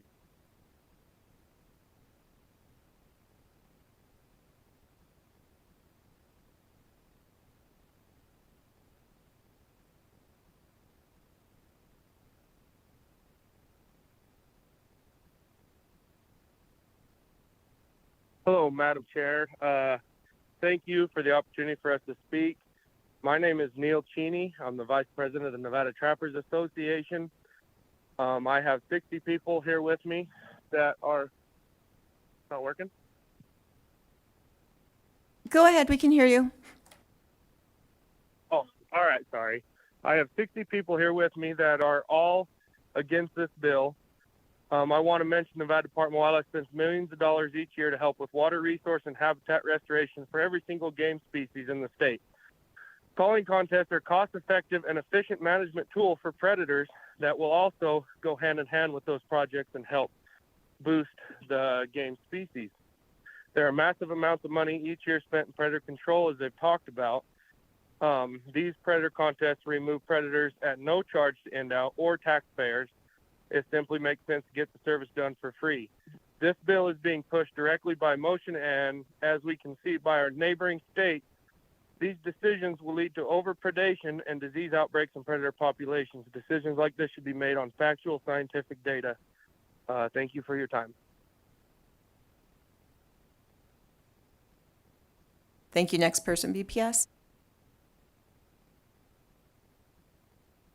Thank you, Chairman Cohen and members of the committee. Again, Brian Burris for the record, President of Wildlife and Habitat Improvement Nevada. I'm again here to oppose AB 102. First and foremost, the coyote population in the state of Nevada is far from threatened. In fact, anecdotal evidence would say that they're thriving and, in fact, posing significant problems for not only the wildlife, but the citizens of the great state of Nevada. In fact, the area the sponsor of this bill serves is arguably a masterclass in how short-sighted policy creates even larger problems.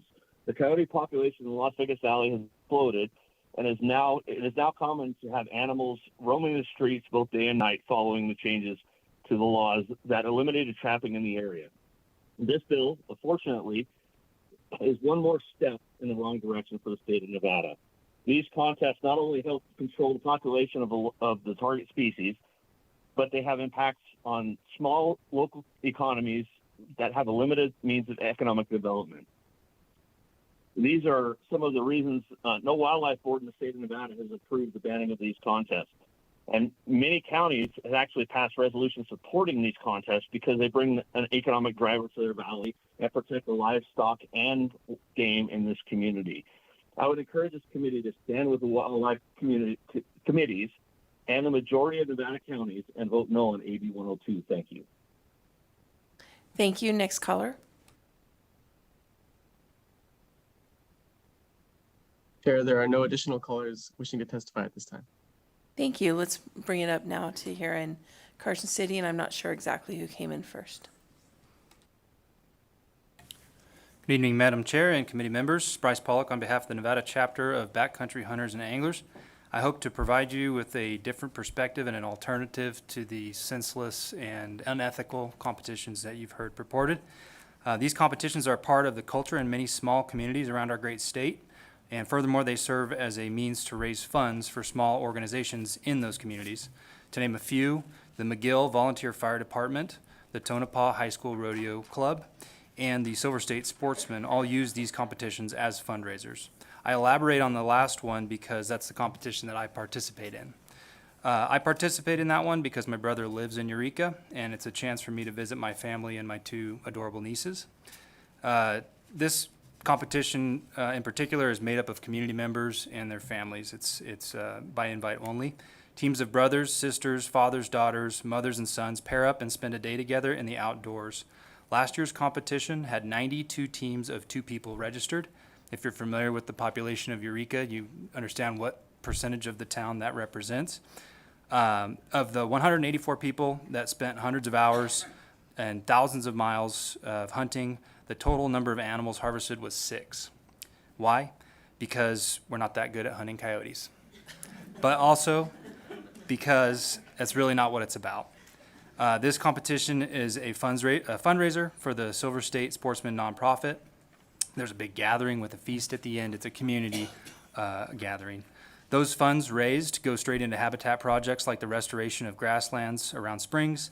The last 2 projects completed grossed over $16,000 of raised funds from those competitions.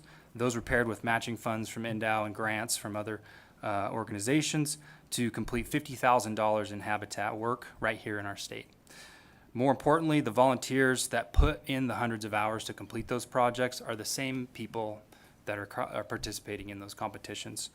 AB 102 would ban a means of rural communities and families to gather and raise funds for the causes that they support without any scientific justification or any call for such a ban from within those communities. I urge you to please vote against AB 102. Thank you. Next speaker. Thank you, part-time chairwoman, since the full-time chairman in the committee. I wanted to speak a little bit about an inducement that Assemblywoman Hanson brought up. An inducement is an incentive that applies to an external influence, such as an expected reward, inciting to action. Forms of inducement come in many forms: personal gratification in participating in the annual Rotary Fishing Derby with your daughter, the reward of family time shooting squirrels in Kings River Valley. The state of Nevada provides a record book every 5 years for those lucky enough to be rewarded with their name in it for meeting state requirements. How about a buckle for the top 3 mountain lions harvested each year in our great state? The inducement worn on the Nevadan with pride. This bill attacks the culture of Nevada. How do I know? This is game regs from 2021 on the back, advertising a contest hunt on the back of it. It's our culture. This bill attacks the 52 teams that met on March 11th of this year for a contest hunt in Eureka. 52 teams. 7 coyotes were harvested. 7. Not as good as Bryce's hunters, I guess.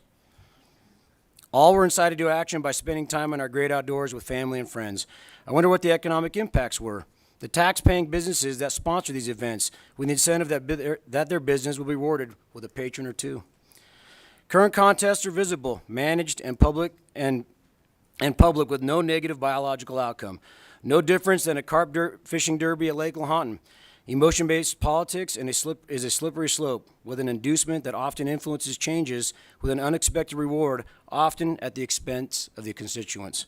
Ironically, AB 70 eliminates lethal predatory control by the state. AB 102 eliminates predator controls by the citizens. Wonder what will happen. Vote no on AB 102. Thanks. Thank you. And sir, I think we didn't get your name. Ashton Caselli. Thank you. Thank you. Thanks for coming back. I tried. Drink no coffee today. Please go ahead. I'm all done. Welcome back, Madam Chair, committee members. I'm Mel Belding. Thanks for allowing my testimony today on AB 102, of which I'm opposed. Several of Nevada's counties, including Elko, Pershing, Lincoln, I'm missing a couple there. There's several more that goes to the point of what Assemblywoman Hanson was bringing up. These counties have resolutions, have written resolutions and letters against AB 102. Also, NACO has done the same, the Nevada Association of Counties. There are several counties in this state, especially the rural, that do not support this bill. I would like to point out during testimony in this bill, might have been a slip of the tongue, maybe he can explain himself, but he lists animals that he said were unprotected. And when I look over this list, these are not unprotected animals. The bobcat has a season. It is protected. You cannot possess a bobcat after the last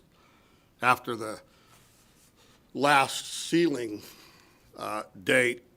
You will be fined. The fox is protected. The beaver is protected. The otter is protected. The rabbit is protected, and one species of the rabbit is going to be getting a whole bunch more protection here pretty quick, the pygmy rabbit. I would just like clarification when he comes back up when he says they're not protected. Thank you. Please vote against this bill. And we're getting very close to the end of the half an hour, so I'd ask that everyone, so that the remaining people can speak. Ditto is acceptable, but if you can take less than 2 minutes, I'm sure your fellow people in opposition would appreciate it, so we can get as many people as possible in. Thank you, Madam Chair and members of the committee. My name is George Forbush, and I'm against this bill. Under NRS 501-3855, the civil penalty for killing a trophy big game animal is $5,000 to $30,000. No one dislikes poachers more than sportsmen, but coyote hunters are not poachers. These current civil penalties are for convicted persons who intentionally cut the antlers off an animal and leave the body to rot, or the person who poaches a black bear to sell the organs on the black market. A coyote is an unprotected species with no bag limits and no season. Big game animals are specifically managed by NDOW, where they require a license, tag, and a season. Coyotes are typically managed only as part of predator control programs, where they are killed in mass numbers and then discarded. Simply put, big game animals have a higher value to the residents of Nevada and therefore require a higher degree of protection than coyotes. So you can't reasonably punish coyote event organizers the same way you punish people who unlawfully kill big game animals. Other felony criminal statutes carry significantly lower fines. If this bill is passed, an event organizer would face a higher cost than a criminal who receives a conviction for burglary or home invasion. If a coyote hunter was charged with a civil penalty and it went unpaid past 90 days, that person would ironically lose his or her license for killing an animal that doesn't require a hunting license in the first place. Civil penalties are normally a remedy for damages and restitution. When did coyote tournaments suddenly damage the government to justify seeking $1,000, $5,000, or even $30,000? I believe this bill is flawed, and I respectfully urge you to vote no. Thank you.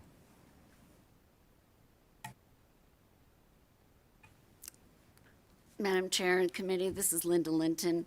I oppose this bill. I ditto what the last person stated, and I wanted to add that this bill does not harm anyone, resource, or public, or the contests don't. I meant the bill does. But the contests do not harm anyone, resource, or public, and that the penalties are outrageous and violate the 8th Amendment. Thank you. Okay, I think we're more than 3 people, so I'm going to ask the gentleman in Las Vegas to please go ahead very briefly if you can. Madam Chairman, my name again for the record is Thomas Bentz. I'm a lifelong resident of Nevada. I'd like to bring up the point of tolerance and acceptance in the world that we live in right now. It seems to me like what's being lost on this is that we have a different value system where I live and where I come from, and I am a longtime Nevada resident, and I don't necessarily agree with the views of Reno or Las Vegas, but I don't sit there and think that we should have all of the laws that are made out in Nye County be reflected in Las Vegas rules. I don't think it's the same for you to in reverse. This is a wildlife issue. We've already discussed the fact that it doesn't have any impact. It's just about the way we go about it. It's not unlike if we decided wearing hoodies was a bad idea or gave somebody a bad look, so we should outlaw hoodies. There's no difference in this. It's just the way it appears. And if it's an appearance issue, then you should be tolerant of our way and let us do what we've been doing. If it doesn't harm anything, leave us alone. Thank you. Please vote no. Okay, we're Listen, over my name's half an Joe hour. Gomez. Sir, we're over half an hour, so I'm going to let everyone take about 10 seconds to please give us your opposition, but please keep it to about 10 seconds. We will accept your written opposition, or you can email us your opposition, but please go ahead. My name's Joe Gomez, and I've lived in Nevada since 1958. And around 20 years ago, when they started putting out that $3 for the predator control, I jumped right in the middle of that. I think it's a good thing. And evidently, some of that money's been pilfered off for different things, which isn't right. But I'd be willing to pay more if it could use for that purpose. Now, I've hunt coyotes, and probably over the last 20 years, I've killed exactly 4. And it's not because I'm such a bad hunter. It's just that there's coyotes the smartest thing out there. Oh. I vote no. Thank you, sir. Okay, so we're going to come back up to Carson City, and please, as briefly as possible. My name is Jason Schroeder. I've held hunts in Washoe County for the last decade. I've also held hunts in Elko County and Story County. One of the things I heard here today about the bill was that people stuff rocks in them to get them to weigh heavier, or we use 50 calibers to shoot them. That is totally incorrect. We have a very, very good policy on how we judge, police, and do the ethics of our hunt. Everything we do is by the law, by the book. We follow all NDOW guidelines. The other thing that I have an issue with is the fact that they want to compare us and say we're not a fishing tournament. Well, the reason why we're not a fishing derby is because our contest, we can kill as many coyotes as we want. There's no law that says we have to only kill 5 or 7. If they want to bring that or make the playing cards fair, then make the playing field fair. Give us a deadline so you can only kill 5 coyotes. Put a limit on them. Because it's the same thing as a fishing derby or a big buck contest. The only difference is we have no limit. I oppose no to this bill. Okay, thank you, and we'd appreciate it if you can provide us with the guidelines that you do use. Excuse me? We'd appreciate it if you could provide us with those guidelines that you use. The guidelines? Yeah, you mentioned you've got guidelines, so if you could Yeah, provide them, we follow appreciate it. everything that NDOW requires. Okay. One of the things we do is everybody says we just go out and kill coyotes all over. We don't. A lot of these guys go to private ground. The other thing that we use is we use centerfire rifles. They're not all AR-15s or AR-10s. A lot of them are long guns, bolt action. Some of them are shotguns. We hunt at night only in counties that allow night hunting. Washoe County, you can't. Lander County, you can't. You have landowners' permission. You can hunt on their land at night, but you have to have written permission from that landowner in that county. Okay, thank you. Hey, Madam Chair, members of the committee, thank you. My name is Larry Johnson. Much of this bill, quite frankly, pits urbans against rurals simply because of a different way of life. In fact, there was testimony in Saturday's Wildlife Commission meeting by an animal rights activist that since Las Vegas has the majority of the state's populations, the opinions of the rural counties don't matter. I hope that is not so. We realize we as sportsmen are a minority. There's only 152,000 license holders in the state of Nevada. There'd be a lot more if we could grow more critters. These contests don't impact the resource and actually benefit the economy in rural communities. This bill is just part of a national campaign by animal rights groups to chip away at our rural culture and an outdoor way of life. Coyotes are just happen to be the low-hanging fruit in this effort. This bill is a perceived solution searching for a problem. Thank you. We urge you to reject 102.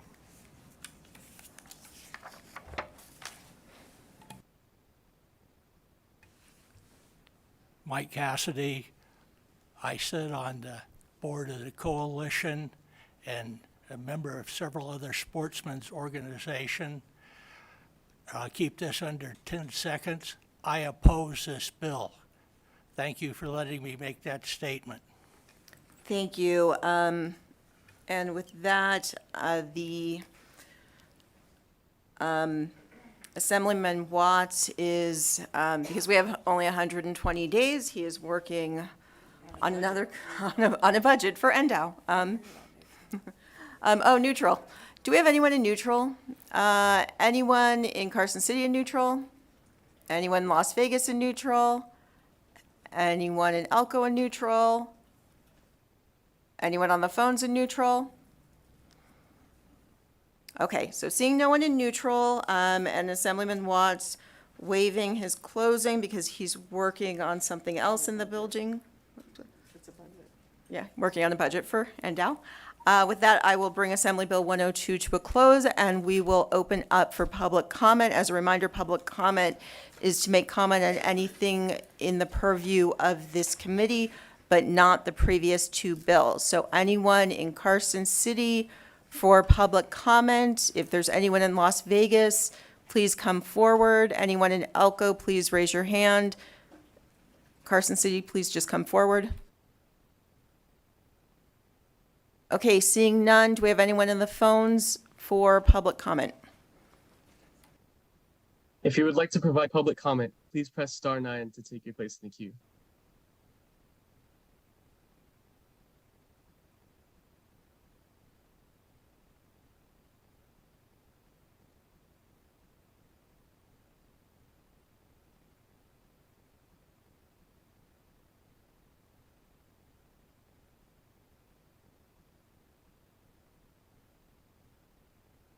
Or you are unmuted and may begin to speak.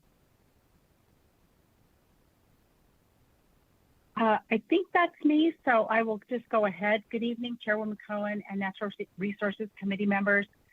My name is Tiffany East, and I'm a commissioner with the Nevada Board of Wildlife. And unfortunately, I was unable to answer you quickly enough that I didn't get a response for the phone for the neutral position.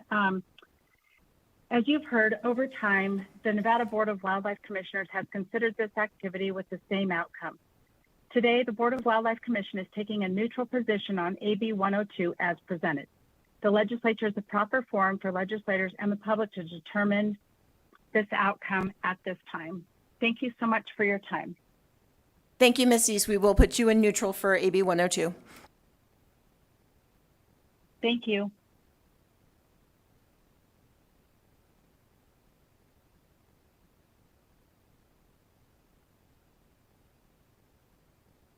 Chair, there are no more callers to testify at this time. Okay. Or for public comment either, sorry. Thank you, BPS. Committee, any comments? Okay, with that, we are adjourned. Thank you, everyone. Thank you.